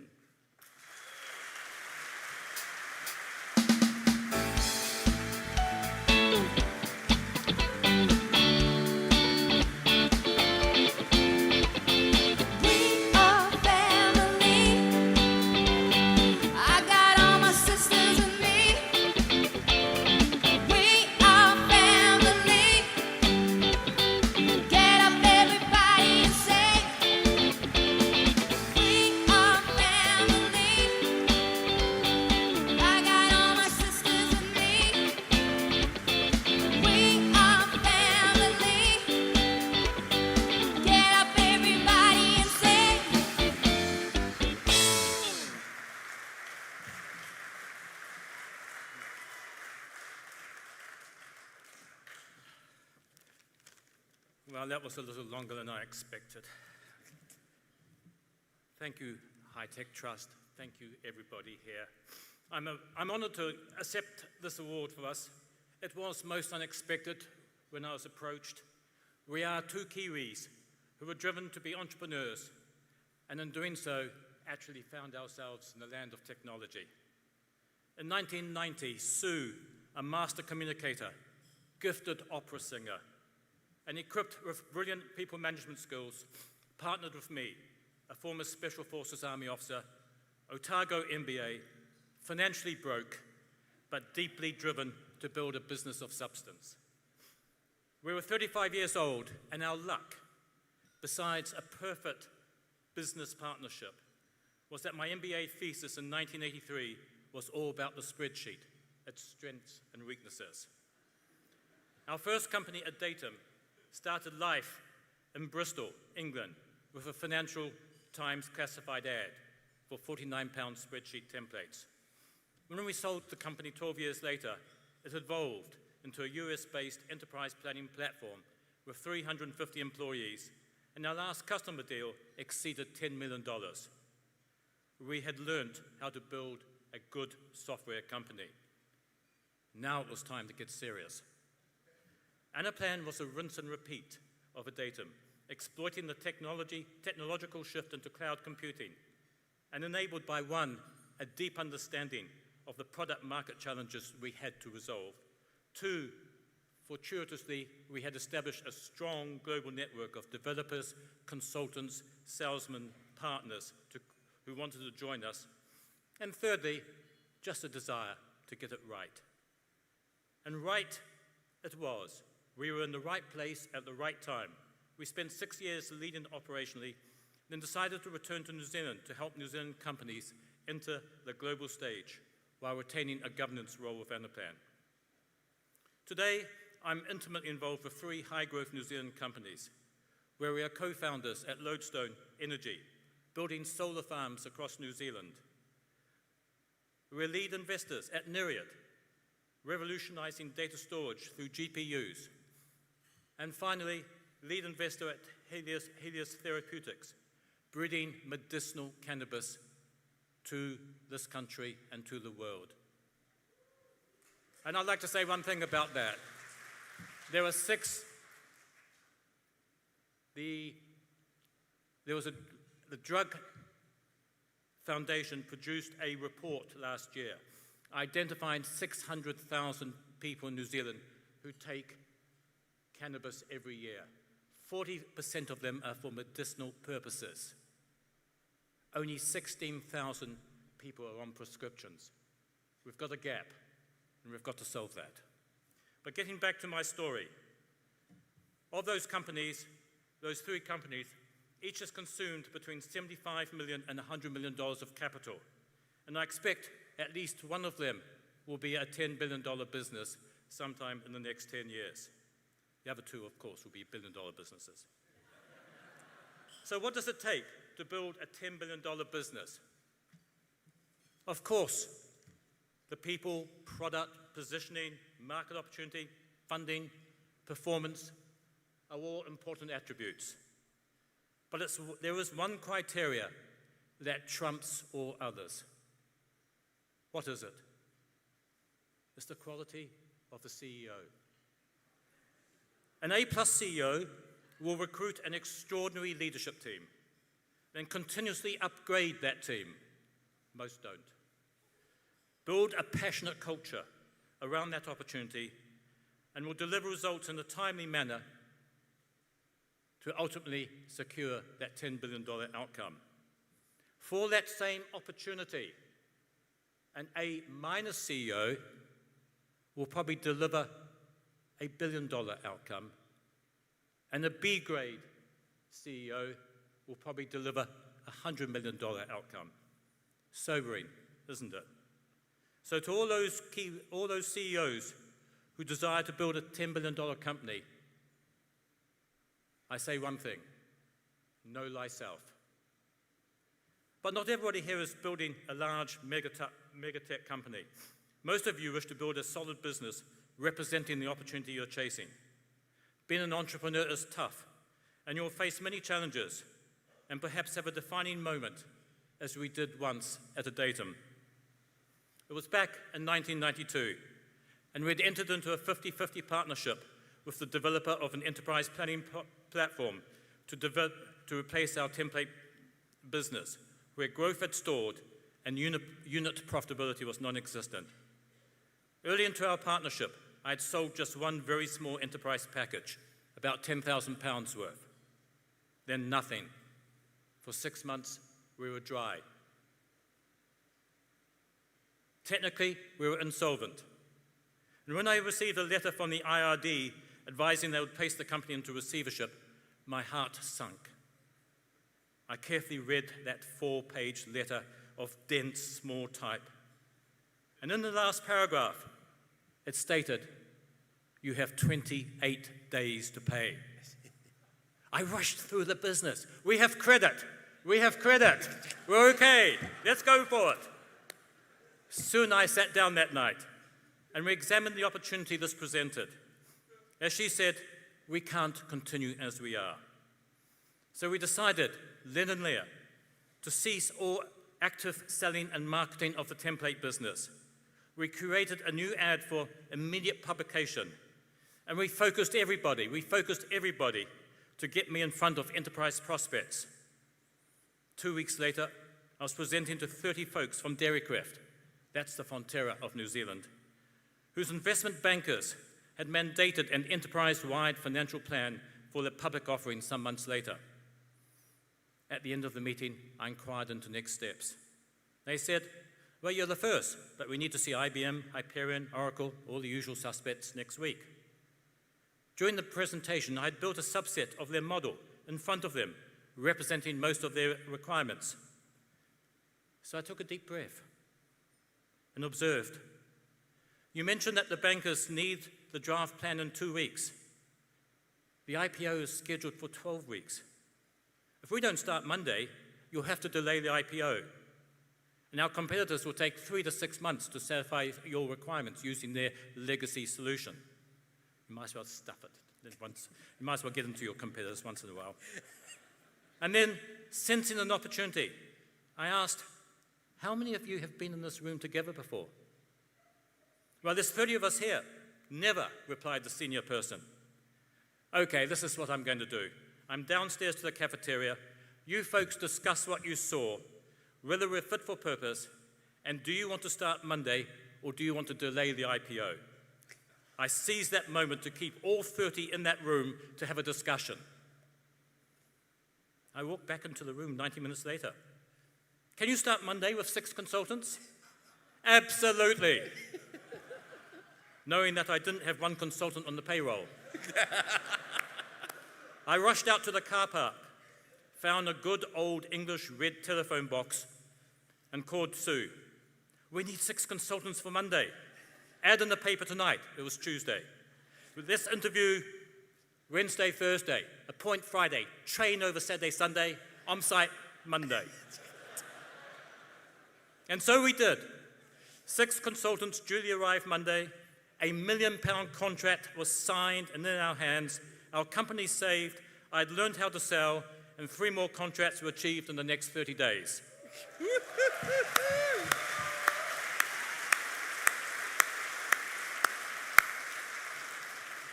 This story highlights many aspects of a young company's journey. Primarily, the law of focus. Just do one thing and do it very, very well. Resilience, a can-do attitude, flexibility, a team at work.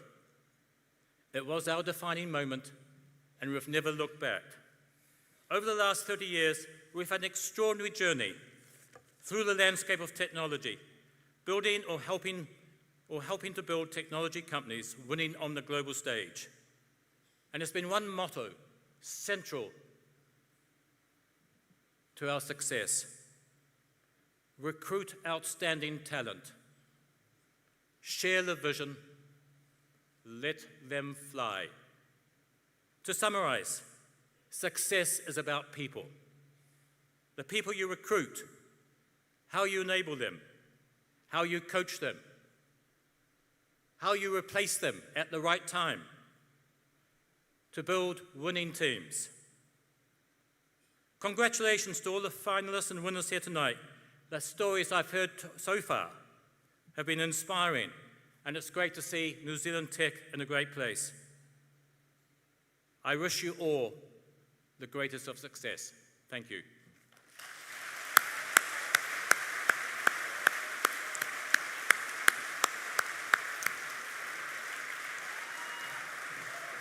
Phenomenal. What an amazing story of success. Ladies and gents, please be upstanding for, once again, for Guy Haddleton and for Sue and Guy Haddleton, our Flying Kiwis for 2023.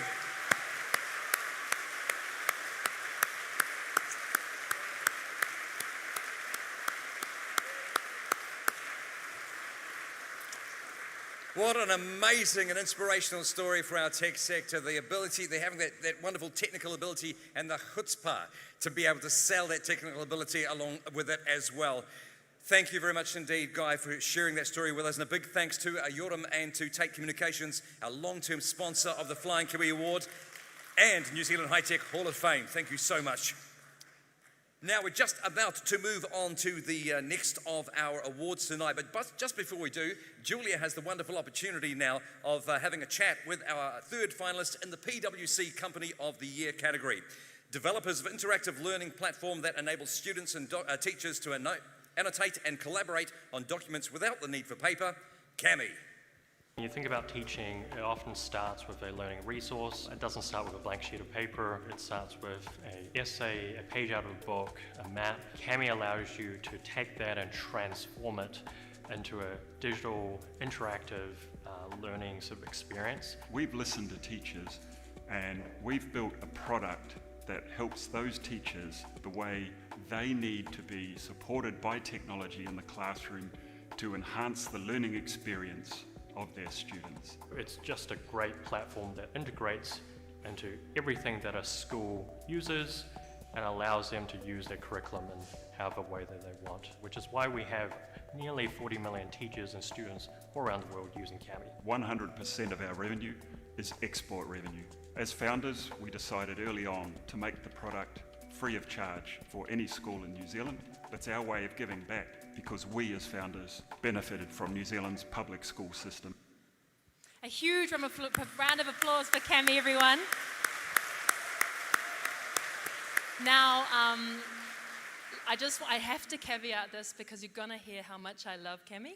So I am not a judge whatsoever. I just want you to know that, okay? I'm just the MC. So Cami for me, during COVID-19, my co-founder, No Ali'i Etiroa Lafaele, she started up Digital... Yes! Little shout out to Ete. She started up Digital Tour. And DigiTautoa was all about refurbishing and redistributing devices to Māori and Pacific learners across the motu. And I, as her very, very, very over-supportive business partner, decided I would share it amongst everybody that I knew that was in tech, and try to find ways in which they would donate towards the cause. And I got a lot of rejections. I got left on scene, but Cami came through. Cami donated $50,000 towards refurbishing and redistributing devices during COVID-19. And so I am just so honored to be here. And we've heard a lot about the digital divide, right? We've heard a lot about the barriers to access education. And Cami, they're giving their software away for free here in Aotearoa, New Zealand, so that our young people, so that our rangatahi can access education. So Andrew, I am just, man, high five, okay? High five. Yes. Okay, that's enough from me. Now to the question. Flip over. So some benefits of Cami are its ability to simplify workflows, increase student engagement, reduce printing costs. As a digital product, you embrace sustainability with your paperless approach. Cami's goal is to level the playing field so that all students, no matter their age, grade, or ability, can love learning. And you have a global community of 35 plus million users. Cami is in 90% of US schools and in more than 180 countries. And although it has a well-used ad age, you truly punch well above your weight in the global education market. So, Andrew, CFO, an amazing, amazing human being. How challenging has it been in penetrating international markets? I mean, like a lot of companies here, we've done the walk the streets, we've been to trade shows, people don't want to talk to us and things like that, but we keep persevering. And I think the biggest thing that we've done is actually listened, to our customers. We are customer obsessed, and because of that, we've stumbled into this product-led growth scenario. So again, our teachers talk to other teachers. Enough teachers talk to each other. The school buys it, then the district buys it, and yeah, it's been awesome. Oh, incredible. And you are running for PwC High Tech Company of the Year. I'm very, very, very, very, very excited for you. And I would love to know what pieces of advice would you give to other budding young startups and also specifically entrepreneurs that are tackling tech for good area, because it's much, much harder to try and convince everybody that you're amazing when you're also doing so much social justice work. So I would love to hear some pieces of advice. Oh dear. Hey, come on, we need more tech for good. Yeah, hype it up, hype it up. We do. It's, I suppose the biggest piece of advice is like when you are looking for a problem to solve, make sure it is a big problem, something on a global scale. So again, from day one, we've been looking at the international market, and some of our customers, like we talk about, we're big in the States. Idaho, it's one of 50 states. It has the population of New Zealand, the same per capita GDP, but that's a market that we went into. And we have a customer in the US that actually has more students and teachers than the entire public school system in New Zealand. So, when you're looking for that problem to solve, go big and look global. Oh, you're awesome, Andrew. Huge congratulations and all the best for tonight.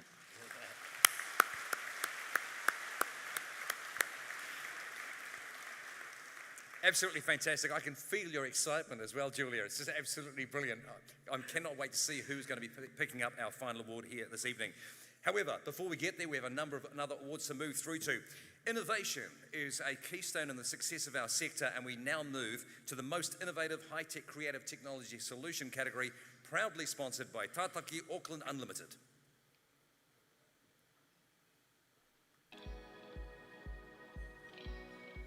Tēnā koutou katoa. It's fantastic to be back in Christchurch celebrating the High Tech Awards. As Auckland's Economic Development Agency, we're proud sponsors of this category, as we have been for the last 6 years. It's part of our strategy to go hard on tech, to provide more access and opportunity for our young people, for Māori, for Pacifica and women. So to all of the finalists in this category and all of the others, congratulations. To all of you here in the audience, let's have a brilliant night celebrating all things tech. Ngā mihi nui kia te koutou, tēnā koutou, tēnā koutou, tēnā koutou katoa.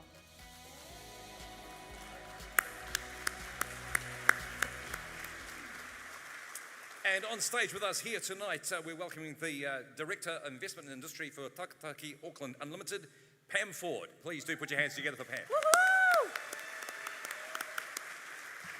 Now we have 5 finalists in this category, and they are already a finalist and, hello, a winner this evening. Ask nicely. Round of applause. Yeah. Let's keep going.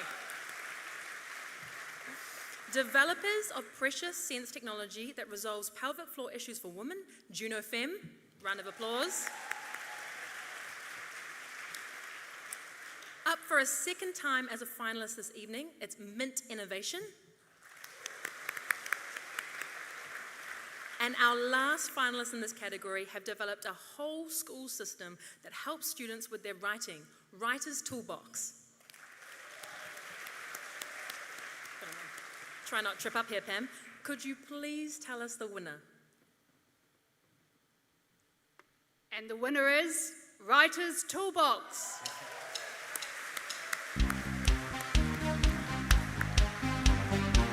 Sweet dreams are made of this. Who am I to disagree? Travel the world and the 7 seas. Everybody's looking for something.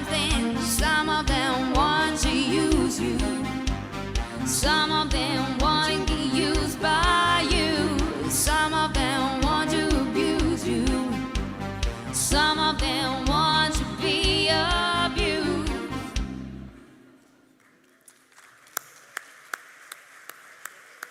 Beautiful. So the judges were impressed with how Writer's Toolbox is combining AI, gamification, and cloud technology with a deep understanding of learning and teaching to help young students improve their writing skills. It has created the world's most advanced educational writing tool right here in Aotearoa, plus Tech for Good. And the unique understanding of how children and young people learn gives them a distinct advantage over other tools and LLMs, large language models, which do not have this understanding. Now more than ever, Writer's Toolbox is vital.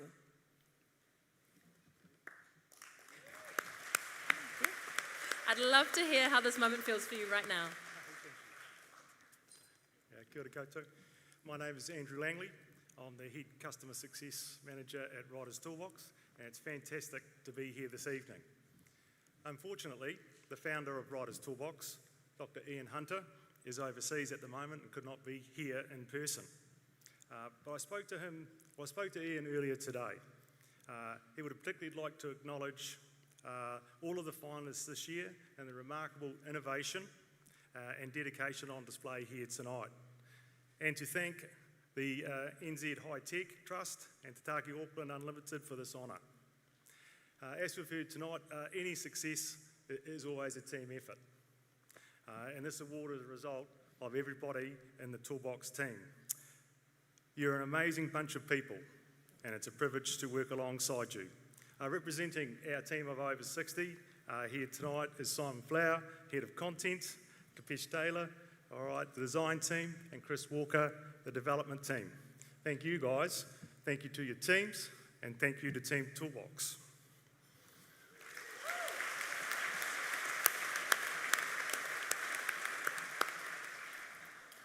We'd also like to take this opportunity to acknowledge a few people that have supported us along the way. In particular, Callaghan, and more recently the support of NZTE as we've sought to expand our markets into Australia and beyond. Thank you to them.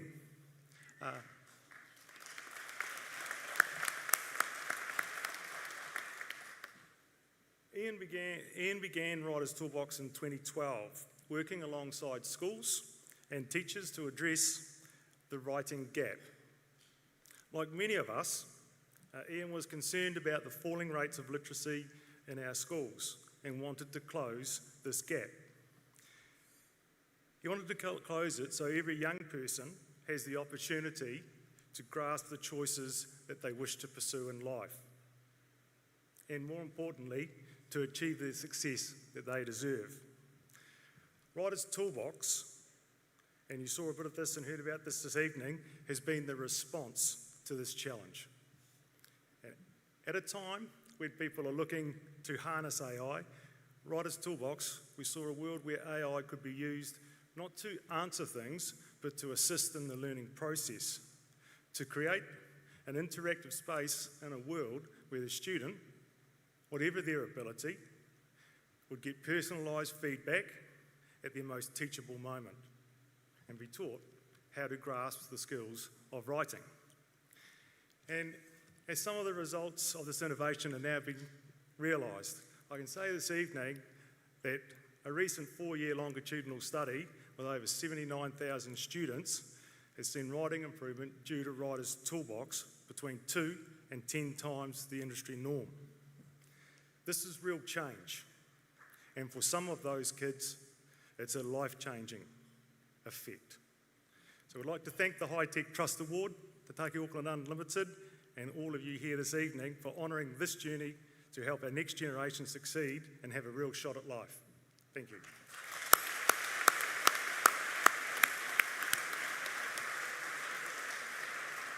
Absolutely stunning stuff. Congratulations once again to Writer's Toolbox as they're taking the lead from the stage. Once again, please put your hands together for our winners of the previous award, the most innovative high-tech creative technology solution. Which takes us directly on to the next of our awards here tonight. And this is the Duncan Cotterill Most Innovative High-Tech Software Solution Award.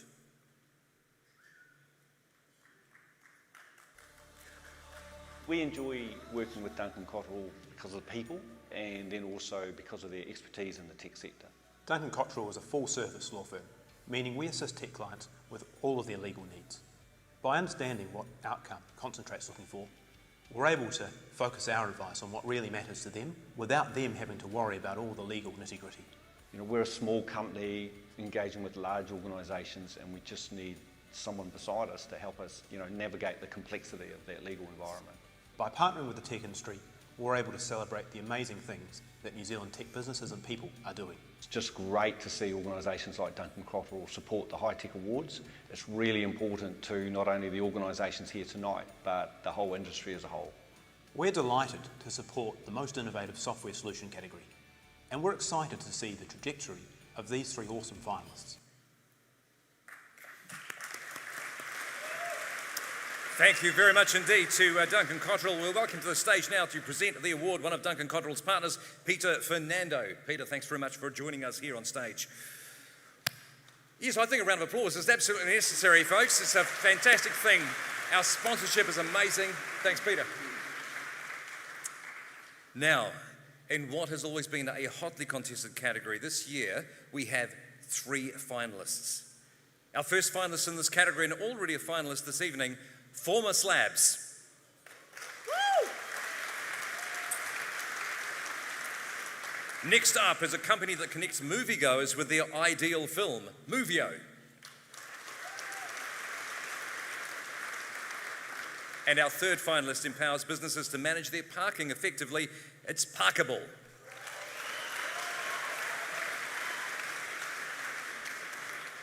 Peter, let us know who's the winner. And the winner is Former Slabs. I feel good. I knew that I would now. I feel good. I knew that I would now. So good, so good. I got you. Ow! I feel nice, like sugar and spice. I feel nice, like sugar and spice. So nice, so nice, I got you. Round of applause, please, one more time. They've just joined us here on stage. Now, the judges selected Formus Labs due to their technical innovation in combining knowledge of joint and muscle movement, imaging and AI techniques to create a world-first software solution for orthopedic surgeons that reduces the time and cost of joint replacement design. Congratulations once again, Formus Labs. Wow, ngā mihi nui. Thank you very much to the Trust for this award. It's terrific to be up here again. we're going to have to give out some free hip replacements at the end of this evening. I think Guy really nicely put it then when he said that the most important thing was to have a CEO with a vision. Unfortunately, that CEO couldn't be here tonight. His vision is to make Formos Labs a successful company, which is why he's abroad. But maybe to speak on behalf of Ju and say a few words about Ju, we'll ask Vignesh Kumar to come up, who's our chairman. Thank you very much. Yeah, look, I think a lot has already been said, but I think Guy's commentary there was adequate, right? It's about the people. But I think, when we look at the team, obviously it's a bunch of high-performing, great, amazing people, but it's also the people around them. And so, as Tor mentioned, Ju is coming back from the US after having put in the mahi to kind of go there, build some contracts and relationships, hopefully in that $10 million range. And for us, it's also about the people around him. And so a special shout out to the families supporting our team. And so in particular, also a shout out to Ju's family for putting up with the board incessantly calling him over the weekend and late into the evenings, with him having a young 1-year-old. So again, thank you everybody. Cheers. Keep it going there for Formos Labs as they take their lead from the stage here tonight. Fantastic stuff, and thanks again once again to Duncan Cotterill for the sponsorship of this award.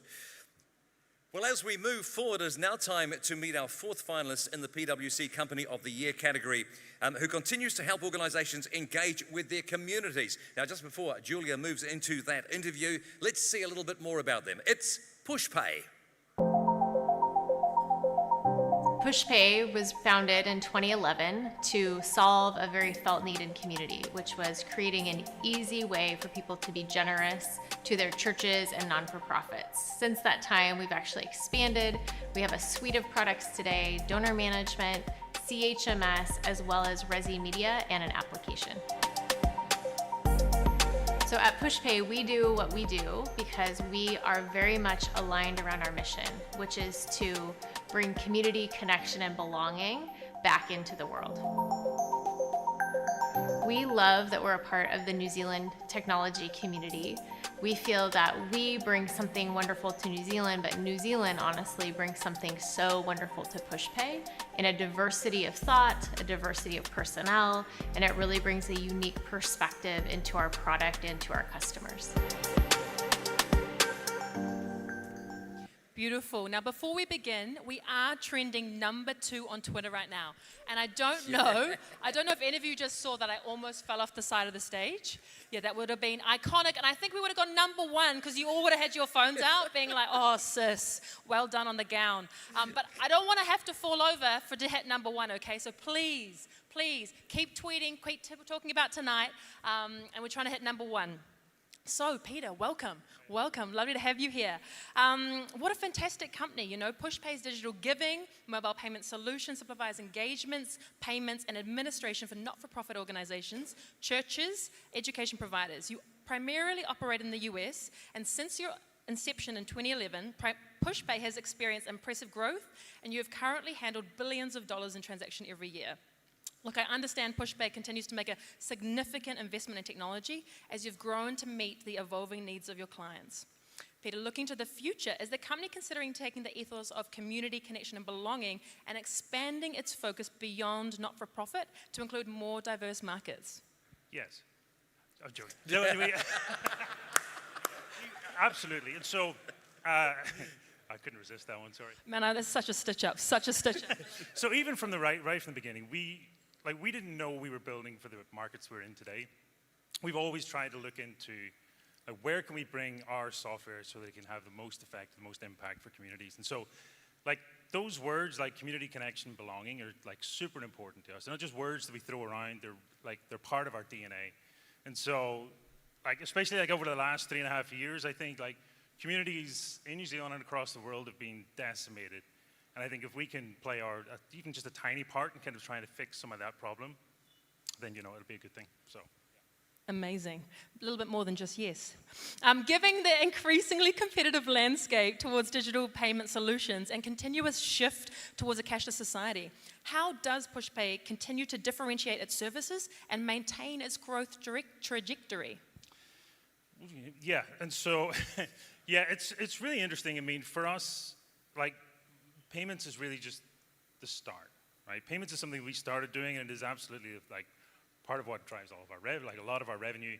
And it's, again, super important to us. It's kind of like our AdWords. Like, there's so many other things that we do that are really, really important. And so we believe that kind of like in innovating, yes, in the payment space and in everything else that we do, we can bring a lot more to our customers. And yeah, honestly, I think it'd be, it's something that I think is super important to us, to be honest. Yep. Amazing. Now, I do know that you have won this award twice already. Do you think it's going to be is it a hat trick? It's a hat trick, eh? I don't know. I think, no, honestly, looking at the competition and it's just the talent in this room, I'm just glad to be here, to be honest. It's amazing. Oh, bless. Well, congratulations. Good luck for this evening. Back to you, Greg. Woo.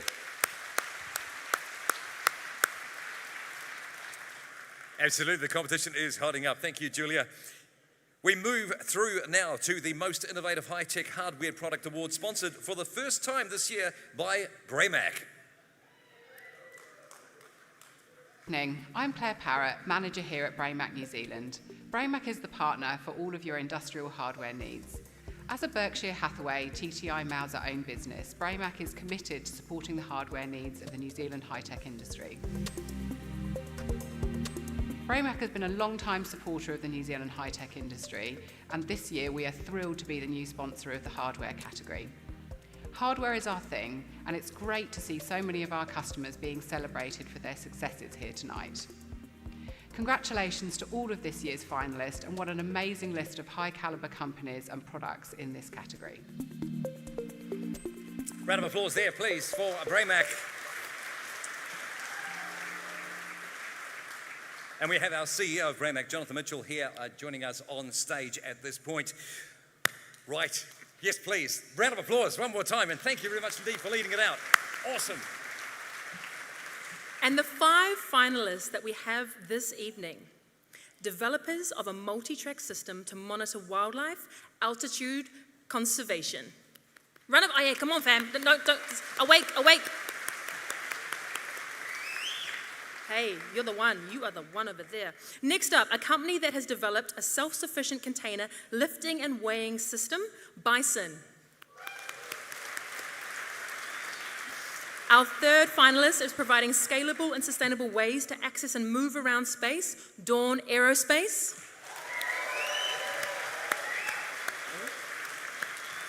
Next up, a company whose sensors provide real-time status updates on how building performs during and after an earthquake. Very appropriate. Global Seismic Data. And finally, a company that designs and manufactures jet propulsion system for small boats, Zero Jet. Last round of applause. Okay, Jonathan, could you please tell us who the winner is? And the winner is Dawn Aerospace.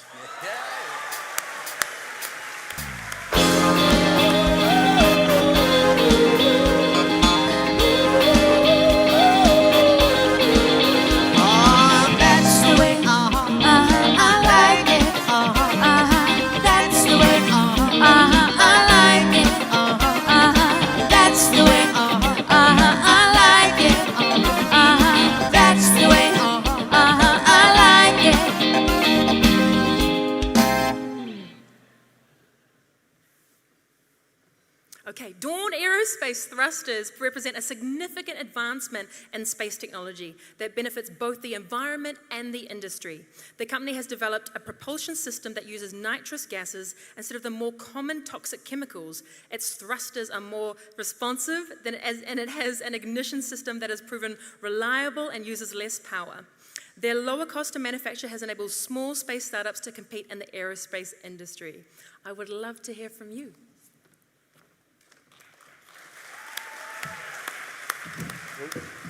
Sorry. Cool. So thanks a lot. It's an absolute honor and a privilege to be here tonight. So first of all, I just want to really give a shout out to the team. You know, no one does anything important alone, really.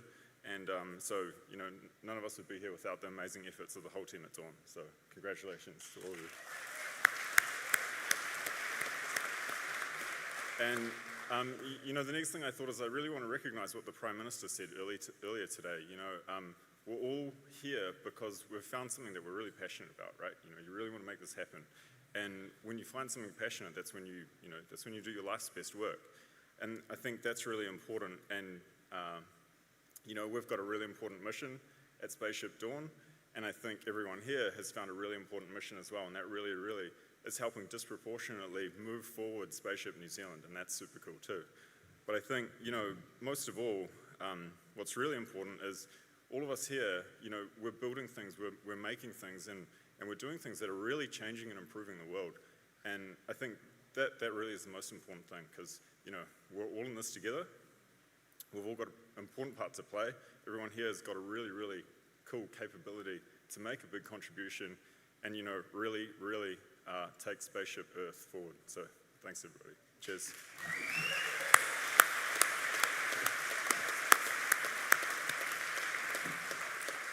Absolutely fantastic innovation there. And as they head back to their seats, once again, please do give them a very warm round of applause. Dawn Aerospace.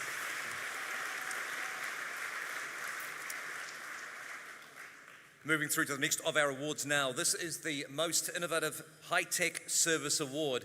This is sponsored for us here tonight by Kiwi Bank. Aho ka whati, kei te kapui e kore e whati. One strand of flax is easy to break, but many strands together will stand strong. Aotearoa New Zealand often punches far above its weight when it comes to innovation. Why? Well, I think the answer lies in one thing, kotahitanga, and that's wanting to do the mahi together.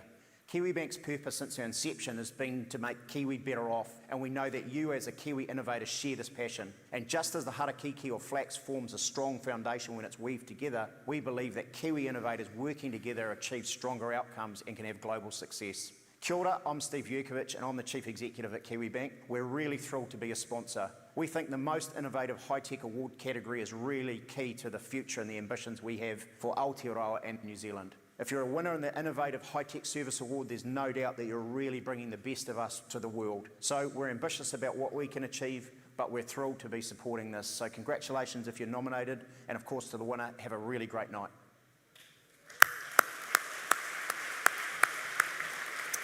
And we are welcoming here to the stage the GM Commercial Banking South for Kiwi Bank to present the award tonight. Can I have a round of applause as he joins us on stage, Troy Sutherland.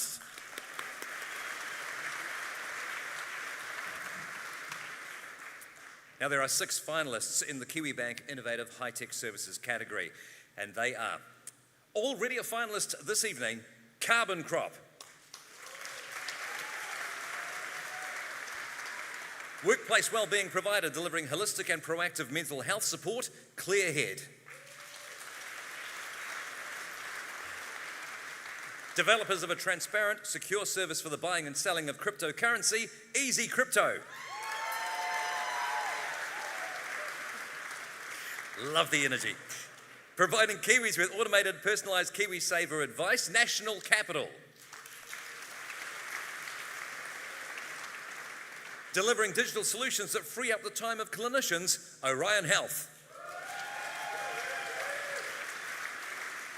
And finally, developers of a full-service GP practice that is digitally led, Tend Health. Troy, just remains for you to reveal to us who is the winner in the category. And the winner is Tend Health.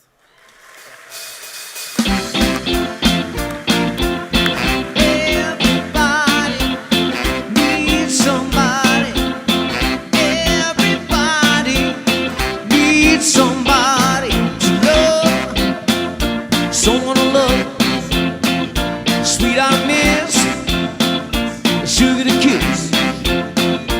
I need you, you, you. I need you, you, you. I need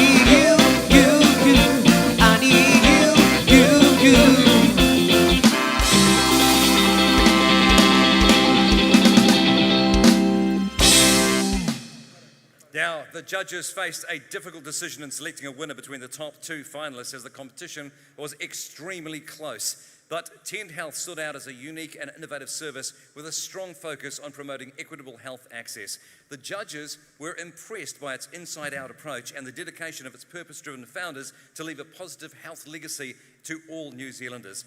Tend Health is poised to make a meaningful impact in improving the future health of all New Zealanders. Well done once again to Tend Health. Tēnā koutou katoa, he mihi nui tēnā kia koutou e te hau kāinga o Ngaitahu, o tira kia koutou ngā raurangatirang mā, ngā memo o Pāremata, te High-Tech Trust, ngā Pākahi, ngā kaitautoko, ngā mihi nui. Ko mataroria tōku ingoa, no Ngāti Hene, Ngāti Whātua, Ngāti Wai, me Waikatoa hau nō reira, tēnā koutou. Kia ora, he honore nui tēnei. Thank you for this award. I just wanted to firstly acknowledge the hau kāinga Ngaitahu, our raurangatira mā in the room, our members of Parliament, the High-Tech Trust, Ngā Kaitautoko, Kiwi Bank, our sponsor, and our whānau within our category, the finalists as well. It was my tupuna, Te Ruki Kawati, who was the first signatory of Te Tiriti o Waitangi, the Treaty of Waitangi. And he said during that time, Titiro atu ki te taumata o te moana, kei reira te oranga mō koutou, which means look to the horizons of the sea. There you'll find well-being for the people. And he spoke that prophecy during the signing of the treaty, which meant to embrace technology and innovation that will come to our shores and to aspire for the well-being of the people of Aotearoa. And at Tend Health, our vision is that Aotearoa can be the healthiest people in the world through smart, accessible and equitable primary health care. But health professionals like myself can't do that alone, but rather bringing people together, collaborating kia mahi tahi with technologists, with industry leadership, and that's the story of Tend. Our team, our co-founders, James and Cecilia Robertson, and Josh Robb, who's here today. Ngā mihi to our team, tēnā koutou katoa. Kia ora mataroria. I'll be brief because there's two of us. I'm just really proud to be up here tonight representing over 100 people that work really hard every day to try and imagine a future healthcare that is more equitable and more accessible. And as Matt said, it's a whole bunch of designers, developers, and then a whole bunch of frontline clinicians, nurses, doctors, healthcare assistants, pharmacists, all working together. Our partners down here in the South Island with Better Health, we're really proud to represent them and really proud of what we're trying to do together. For all the founders out there, starting businesses is incredibly hard. It takes force of will, perseverance, we've talked about it tonight, and it is really difficult. And I want to just say to you tonight, like, it is hard. Keep going, keep going, keep going. Thank you, everyone.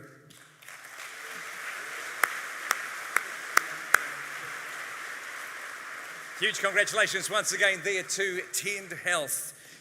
Now, at the beginning of this award, as I read that initial citation, I mentioned that the judges had a very difficult job in choosing a winner in this category, and as such, they would like to award a highly commended. We will be delivering a certificate to the table for this organisation. The highly commended goes to Orion Health.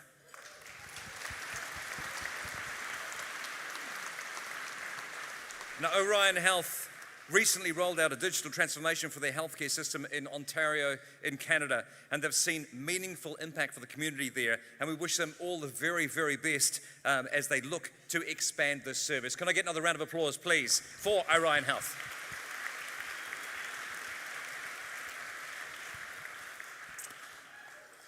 Right, now Julia is ready and rearing there on the side of stage. It's time to introduce you to our fifth finalist in the PwC Company of the Year category, who have bounced back after COVID stronger than ever, connecting travellers with the services they need. Let's see a little bit about them on screen. Serco.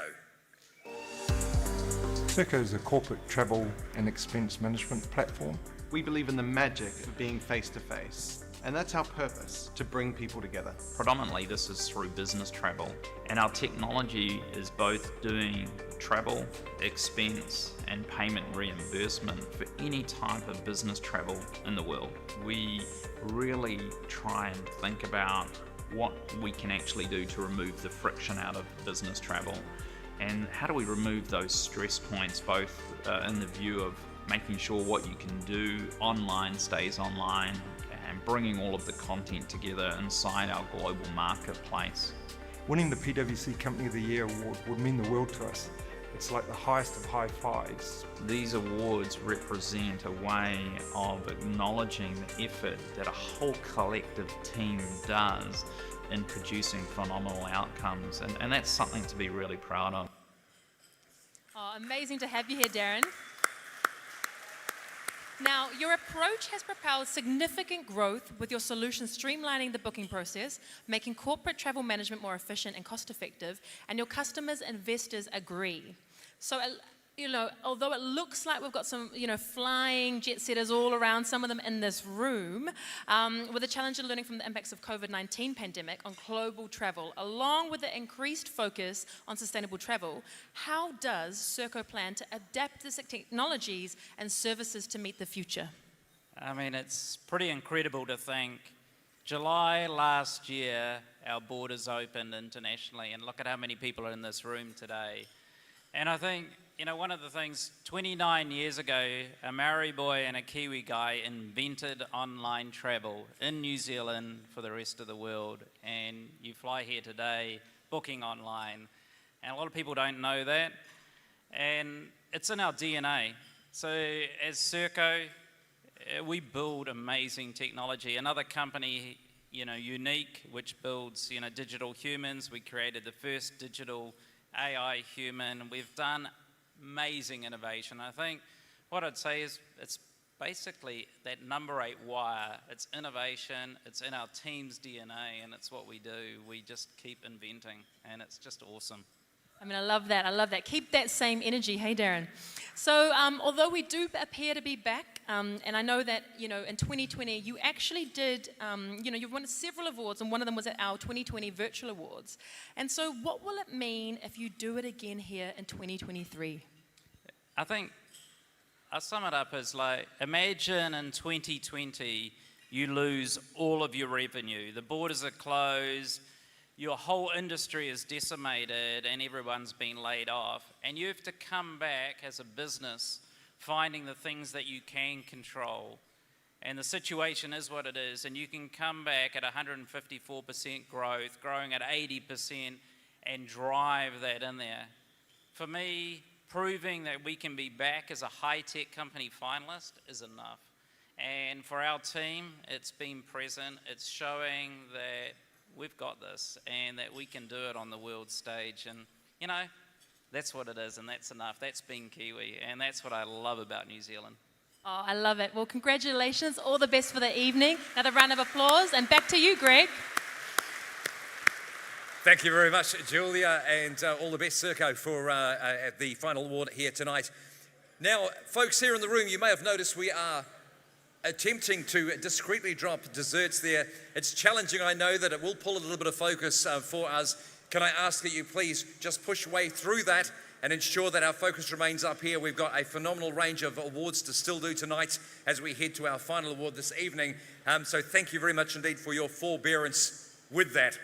As we move to the next of our awards this evening. I'll just take a moment there. Thanks, folks. The New Zealand agri-tech sector is one of our most dynamic and fast-growing, marrying together our past and future and building on our strong reputation globally for farming expertise and world-class food production systems. The most innovative high-tech agri-tech solution award is sponsored by New Zealand Trade and Enterprise. My name is Michael Murphy, and I have the pleasure of heading up the Tech and Services team at New Zealand Trade and Enterprise, Te Taurapa Tūhono. NZTA is the government agency charged with growing our businesses internationally. NZTA has long supported the High Tech Awards, and we are proud to be involved this evening. Our tech sector performed really well last year. We continue to be the second largest export sector, and exports now stand at $11.5 billion. Tech has always had a positive impact on the New Zealand economy, and that's continuing to accelerate. Employment is now up to 63,000 people, and wages are twice the national average. Despite the changing global landscape, we are poised for long-term growth Our team offers personalised solutions plus focused funding for our customers' most challenging export needs. We also offer access to our global network of local market expertise. I'd like to congratulate all this year's finalists. The competition for this award is so strong, and to make the finalist is tremendous. And my additional congratulations to this year's ultimate winner. Kia ora.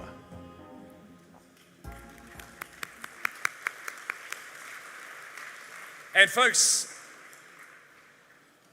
can I ask please for those tables that are currently over on this side of the room, I appreciate the distance between us and the stage.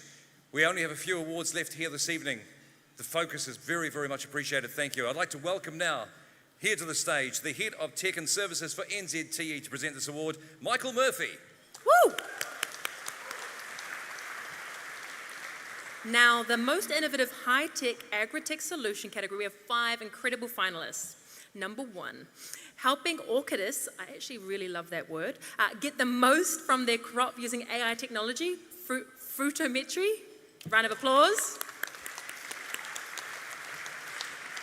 Enabling farmers to remotely shift, virtually fence, and monitor the health of their cows. Halter. Next, a company whose Spectre top-down app is a global leader in post-harvest early fruit sizing. Hector. Developers of a real-time intelligence solution that maximizes the quality of the milk produced by farmers. Levno. And our last finalist has developed the world's first fully autonomous, multitasking tracked robotic vineyard tractor. Woo! The Smart Machine Company. Round of applause. Michael, you're up. Could you please tell us who the winner is? And the winner is Halter.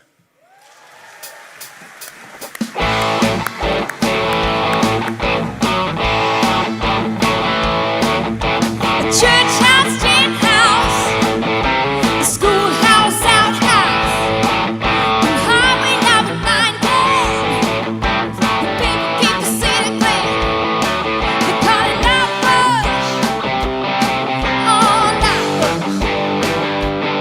They call it night rush, city living, night rush, city living. They call it night rush. Incredible. Once again, this category was hotly contested, with any one of the finalists being a worthy winner.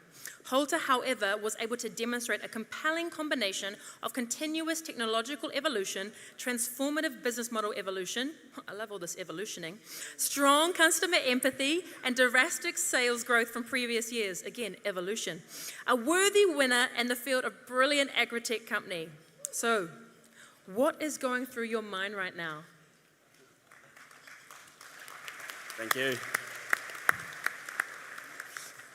I think firstly just a massive privilege to even be here on the stage, and I think that's a big thanks to all the people that have helped us on the journey. I'm not going to attempt to list them all.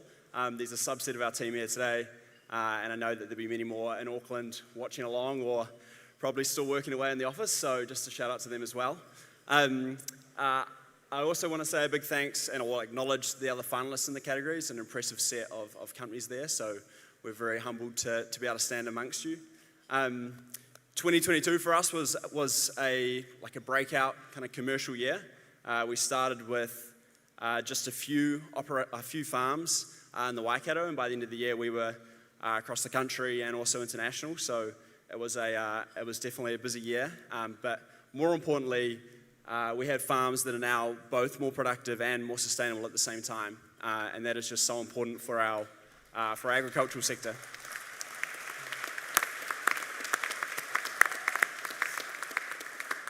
Farmers cover half the world's habitable landmass, and so our mission is to empower those farmers to be both more productive and more sustainable, and so we're really only just getting started, but it is a massive privilege to be here, and just a big thanks. So, thank you.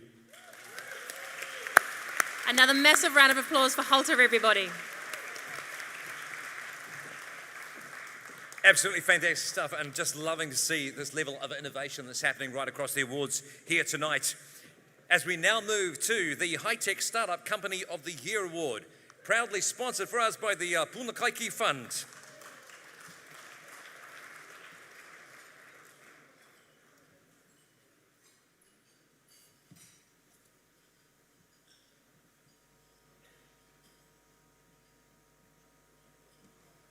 Well, there had to be one tech fail tonight, eh? They had to.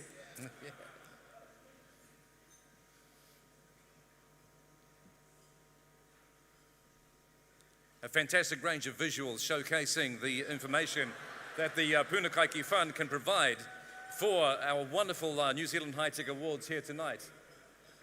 As you can see in still frame here on Quantify Photonics, we'll tell you more about this in a short moment. But please, just look at the pixelization, which is almost completely invisible.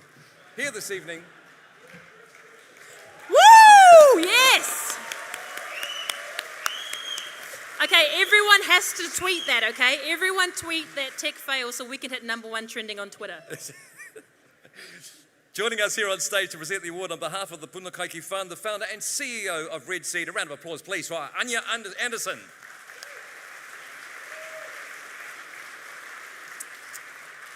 This year, there are 5 finalists in the High Tech Startup Company of the Year Award category that attracted close to 50 entries, and they are helping organisations access infrastructure and assets from a mobile phone, Astute Access,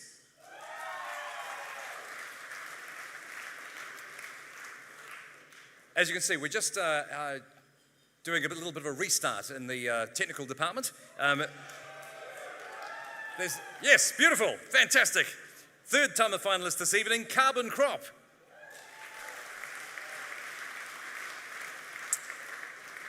Our next finalist is also a familiar name this evening, Formus Labs. Giving companies the ability to check their brand health, Tracksuit. And already a finalist in the hardware category, ZeroJet. Anya, just remains for us to find out who is the winner. And the winner is ZeroJet.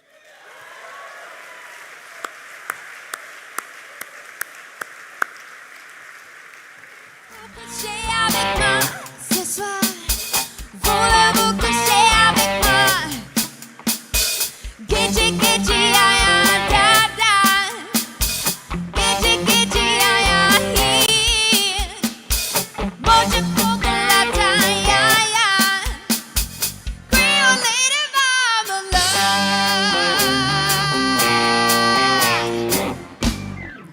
Now, ZeroJet as a dynamic team passionate about bringing electric jet propulsion to a boating nation and the world beyond. Now, the company has recognised the challenges of growing an electric jet propulsion company from New Zealand and have addressed these challenges in their product design platform, longer-term product roadmap and go-to-market strategy. This Kiwi tech is already generating much interest from international boat builders and steps up to mass production. Congratulations to ZeroJet.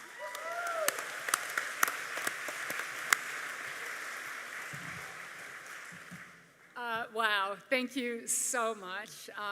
We are incredibly humbled to be up here tonight. I'd just like to say a massive thanks. First my co-founder Neil, and then to our team also. We don't celebrate enough, honestly. We've been incredibly guilty for that over the last 7-8 years that we've been going, and so I just want to say a massive thank you to the organizers tonight for putting on the High Tech Awards and giving us an opportunity to come down here and celebrate with our team, because honestly, we wouldn't be here where we are today if it wasn't for them. And then also to our, all our investors and supporters, and all the government industries as well. Callahan and NZTE have supported us honestly so much along the way. So yeah, and just to be recognized here amongst all these other really amazing companies. So thank you very much. Yeah, I'll just add one word on that as well. It's been mentioned a few times here tonight about one of the key things about when you're trying difficult things is hiring great talent. Beck's touched on this before, but the team standing here next to us, they've been our first employees. I've worked with some of these guys for 18 years. We started off at Buckley Systems. As many of you guys know Bill Buckley. great talent. Go there, look for people, and support your teams as much as you can. But to everyone else here, thank you very much. This is wow. Thank you. Congratulations once again there to Zero Jets. Now we are just going to go back in time again and imagine we've never seen a video without sound before. And we're going to imagine what this video will feel like right now as we show it again, our amazing sponsor video. We make really sophisticated test and measurement equipment for the optical communications industry. I'm Drew. I'm the CEO and co-founder of Formless Labs, making software for orthopedic surgeons around the world. My name is Anya Anderson and I'm one of the founders of Red Sea. As CEO, I spend my time on strategy and supporting the team to get us to where we want to go. It's a lot of hard work. Give up on your life, basically, for the first few years. The regulatory approval, the distribution agreements. Cash flow is one of the most difficult things, like any small business, always a challenge. How do you train the people to get out there and sell it? We couldn't give up. We saw so much potential. You can't always control what happens to you, but you can always control how you deal with it. It's always a roller coaster. We were not going to let it go. Keep working at it. Yeah, dream big and sell it hard. We know you can do it. We know it can be tough, but we're up for that exciting ride ahead with you. So congratulations to all the finalists from your friends at Punakaiki Fund. Round of applause one more time, please, there. And thank you once again for your sponsorship, Punakaiki Fund. Now, just before we move on to the Emerging Company of the Year category, we move through to this, the last of our 6 finalists in the PwC Company of the Year category. These are creators of a platform that connects moviegoers with the industry. Let's see a little bit about them. It's Vista Group. The Vista Group is based in Auckland in New Zealand. We're a global organisation. We provide software solutions and platforms to the theatrical distribution studios. We enable theatres to sell their tickets and build their businesses across those audiences. We believe that every movie deserves a great audience, it's a great story, and so our software helps find those audiences and deliver those solutions. It's great for New Zealand because 50-odd% of the global exhibition market use Vista Group software. Today, we employ over 500 people in New Zealand. We continue to recruit new young professionals, graduate software engineers, and grow our business and team based in New Zealand. We do what we do in aid of our purpose, which is to enable more people to enjoy the power and experience of the movies. So I have on the stage with me this evening is Calvin. Now, Vista Group is made up of 8 businesses with more than 630 staff, unless it's changed since I got these notes, across offices in New Zealand and around the world. It's one of the world's leading providers of cinema management, film distribution, and customer analytics software, with its Vista Cinema software installed in cinemas, wow, a lot of cinemas, 116 countries, with, as Stuart just mentioned, 50% of the global exhibition market using Vista Group software. Woo, woo, yeah, please give me a break. Woo-hoo! Over 500 staff in New Zealand, and you're actively recruiting more. So, I want to hear, what is the future looking like? What are the plans to innovate, adapt, and how do you ensure sustained growth and relevance in the competitive film industry?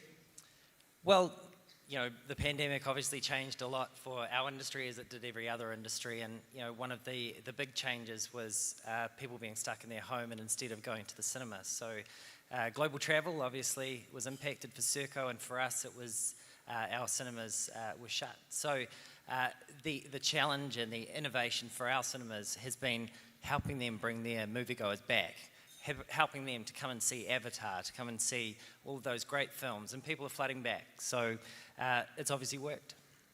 Beautiful. And I know you have been here before, so I want to know, what would it look like to win in 2023? Well, obviously, we won back in 2016. It's a long time between drinks, particularly for me. But this means a lot for us. We're really excited to be here. It's such a strong category. There are some amazing businesses in that group. So we're just proud to be here alongside. If we're lucky enough, and fingers crossed, to win tonight, it means a lot for the challenge we've been through the pandemic. and the opportunities that we've presented to our cinemas to come back and come back strong. Oh, beautiful. Calvin, I feel like I'm going to go to the cinemas every day next week after all this. Congratulations, good luck this evening, and all the best.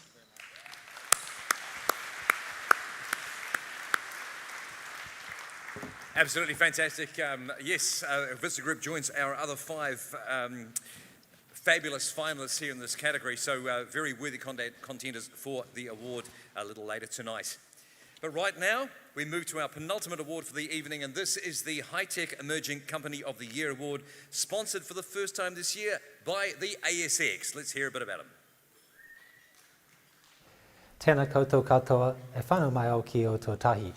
I tupu ake au ki whanganui atara, ke tamiki makaurau aho e noho ana, ko taku wahine me a māua tamariki he iwi o te whanau apani, tuarua ka mihi ki te iwa kāinga ki ngai tahu. Nō reira, tēnā koutou, tēnā tātou katoa. Good evening, everybody. My name is Blair Harrison, and I am the head of New Zealand listings for the Australian Securities Exchange, based out of our New Zealand office in Auckland. It's a great honour to be with you today and presenting the award for High Tech Emerging Company of the Year. With over 200 listed technology companies and following the launch of the S&P ASX All Technology Index in February 2020, ASX has become the region's leading technology securities exchange. We've been a supporter of the New Zealand High Tech Award since 2019, and it's our privilege to this year become the sponsor of this award. Congratulations to the finalists who are of all such high calibre again this year. Good luck to you all. Kia ora katoa. Finally, thank you to you all attending tonight in person or watching via live stream. Enjoy the rest of the awards.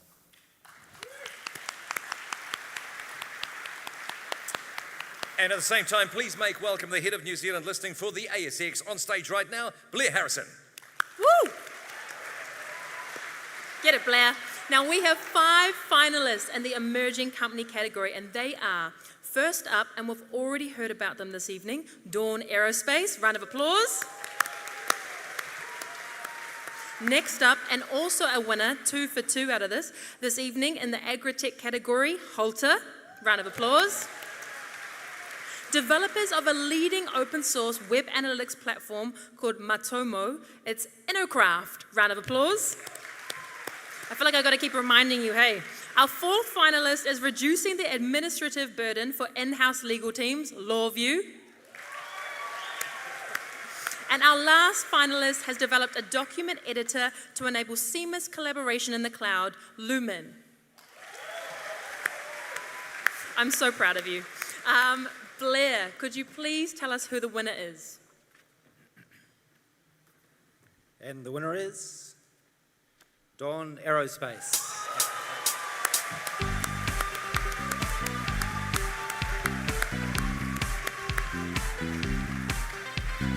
When I'm with you, baby, I go out of my head, and I just can't get enough.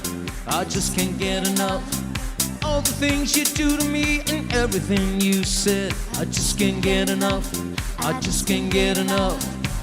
We slip and slide as we fall in love, but I just can't seem to get enough of.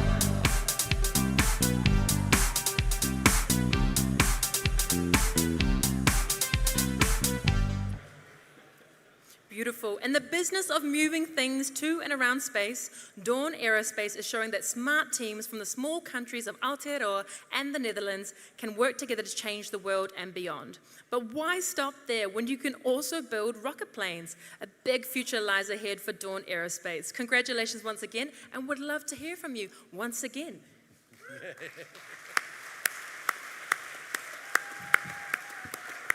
So I already used all my material earlier, sorry. But I mean, I'm just such a true believer in technology and innovation generally. You know, I really think that technology and innovation, they're the types of things that they're a tide that lifts all ships, right? You know, they're one of the best ways to create a non-zero-sum game where, you know, if I have an idea or someone else has an idea, when you share that idea, you still have that idea, but now the other person has it too. And that's just so beneficial, and that's so universally applicable in terms of, like, again, lifting all ships and making everyone else do better. So well done, and I just really, like, I'm so grateful for this whole awards, the way that this all works, for this whole thing being put on, and really encouraging, supporting and facilitating an innovative industry in New Zealand. thank you all for encouraging that, and thanks to the whole team again. Cheers.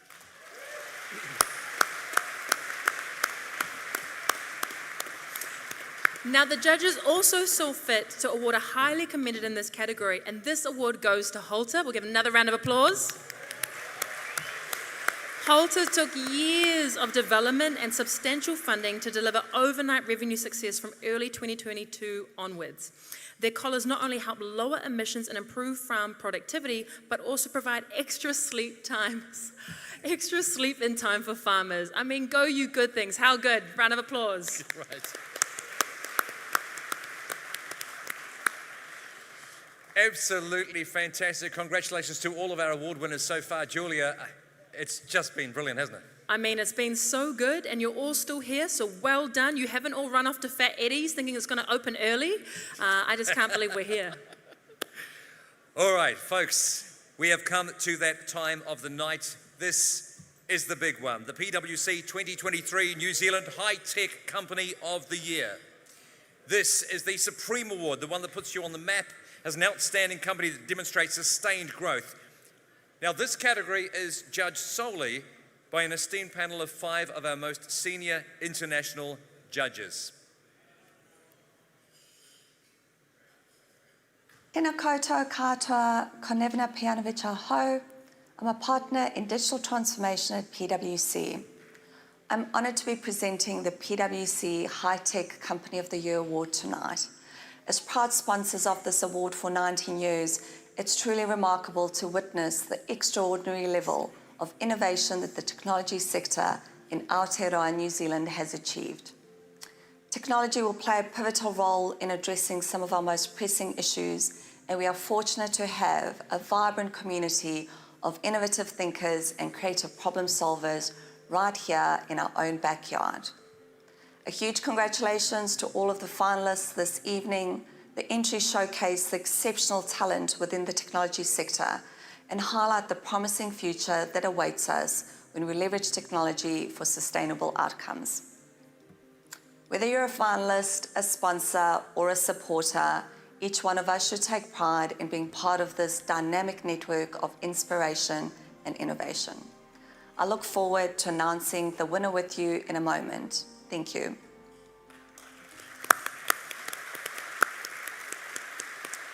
And a massive thank you once again to PwC for the sponsorship of the award, and it gives us a great pleasure. She's here on stage with us. Can I get a round of applause, please, for Navina Pejanovic from PwC.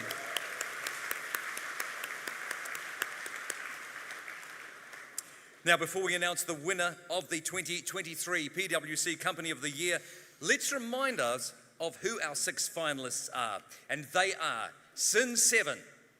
Woohoo! Crimson Education. Cami. Woo! Pushpay. Serco.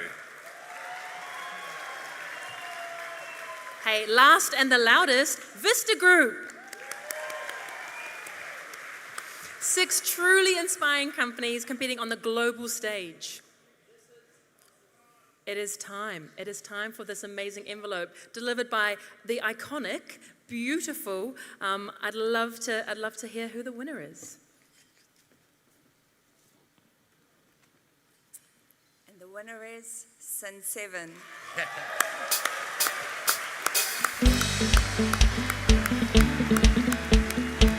I'm waiting for it, the green light. 'Cause honey, I can get my things, but I can't let go. I'm waiting for it, the green light. Oh, I wish I could get my things and just let go.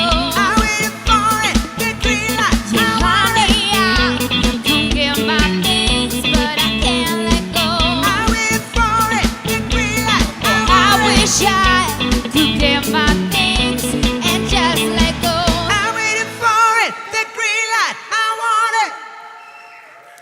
Amazing. Absolutely incredible. And the opinion, oh no, You go over there first. Oh, yeah, amazing. I know, it's so exciting, eh? I don't know, I didn't win. In the opinion of our 5 international judges, Sin7 is a shining example of how Kiwi companies can win in a highly competitive global market. Selling its inventory management, software as a service worldwide, competing against the biggest global software vendors, it was an early in understanding changes in the e-commerce and omni-channel selling and supply chains, and developed its comprehensive and yet easy-to-use software in close collaboration with its early Kiwi customers. Founded a dozen years ago by a refugee immigrant in Aotearoa, Sin7 globalized quickly with a special focus on the USA market. The company now employs over 350 people in 6 countries and has continually invested in employees at all levels while maintaining a consistent Kiwi get stuff done culture. Please, that was almost going to be a really big blurb. You know what, we are number 1 on Twitter, so, you know, I would have just only leveled up. So please take the stage and help me get out of my embarrassment. And let us know how it feels tonight to be the iconic winner. Yeah.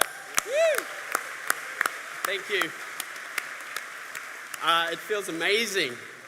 I was not expecting it, in all honesty. I remember last year we were a finalist, and I felt a little stressed. I had a little less to drink all night. And I remember not quite winning last year, but it was still an amazing night. But a few things, there's a lot I want to say. I've left my speech on the table, by the way. I was inspired by what Guy said, the Flying Kiwi, and I know last year Ian McRae won. He was my boss for several years. I used to work at Orion Health. But Sin7 has been one of the highlights of my career. I'm actually an Aussie, but I love New Zealand. I love New Zealand. I've married a girl from New Zealand. We have people from all over the world, actually, but we all love New Zealand, and this is what we have in common. We're just getting started here at Sin7 as well. I think that's quite an important thing. This is not this moment where we've achieved everything we wanted to achieve. This is just the beginning in some ways, a real milestone. Real milestone. So thank you, Christchurch, for hosting us. Thank you, New Zealand. I heard from a lot of people tonight that are very passionate about New Zealand, about the industry, and everything you do is to help businesses like ours to succeed in New Zealand locally, but to succeed globally. And we love working with you, and a lesson for us, Sin7, in all honesty, is to do more for the local community, to give back. My CTO, Trevor, tonight said that we should probably start recycling our old hardware.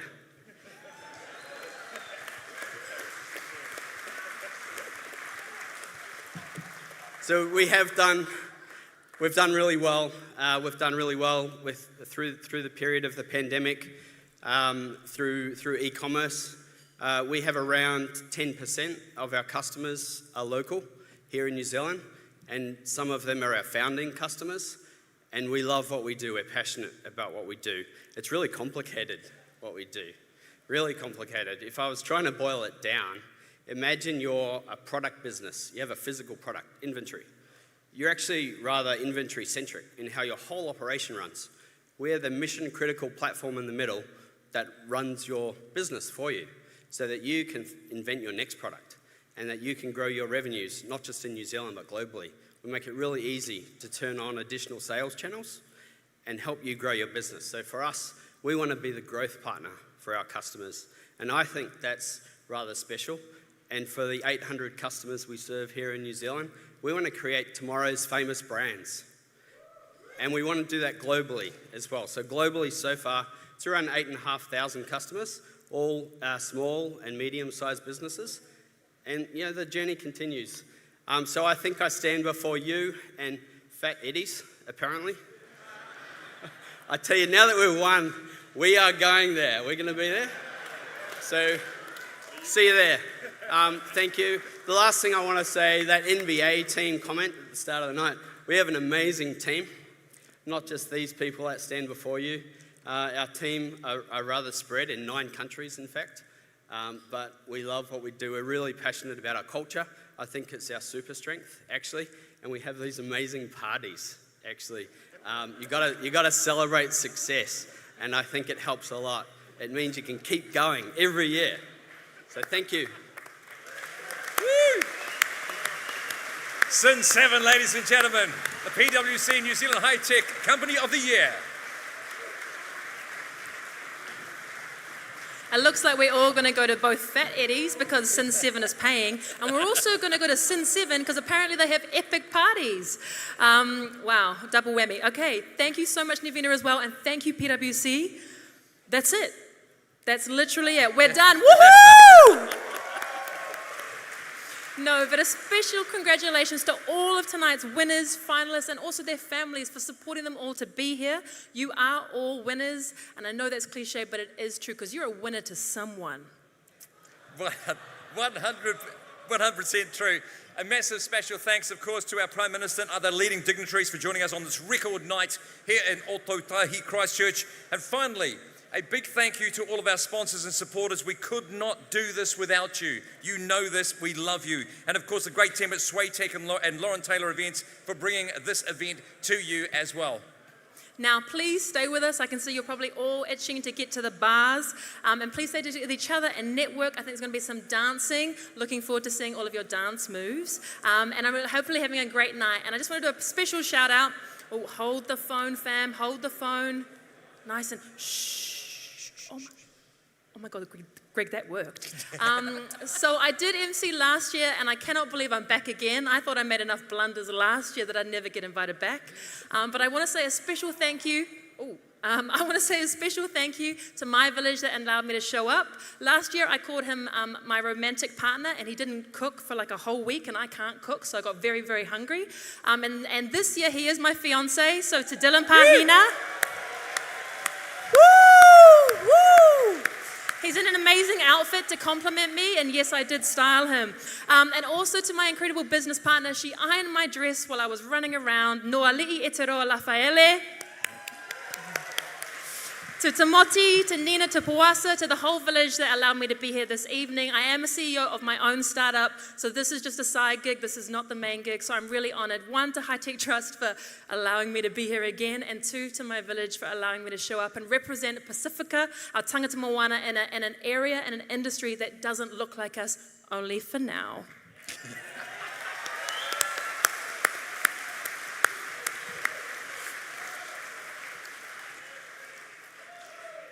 Absolutely phenomenal. Beautiful words, Julia.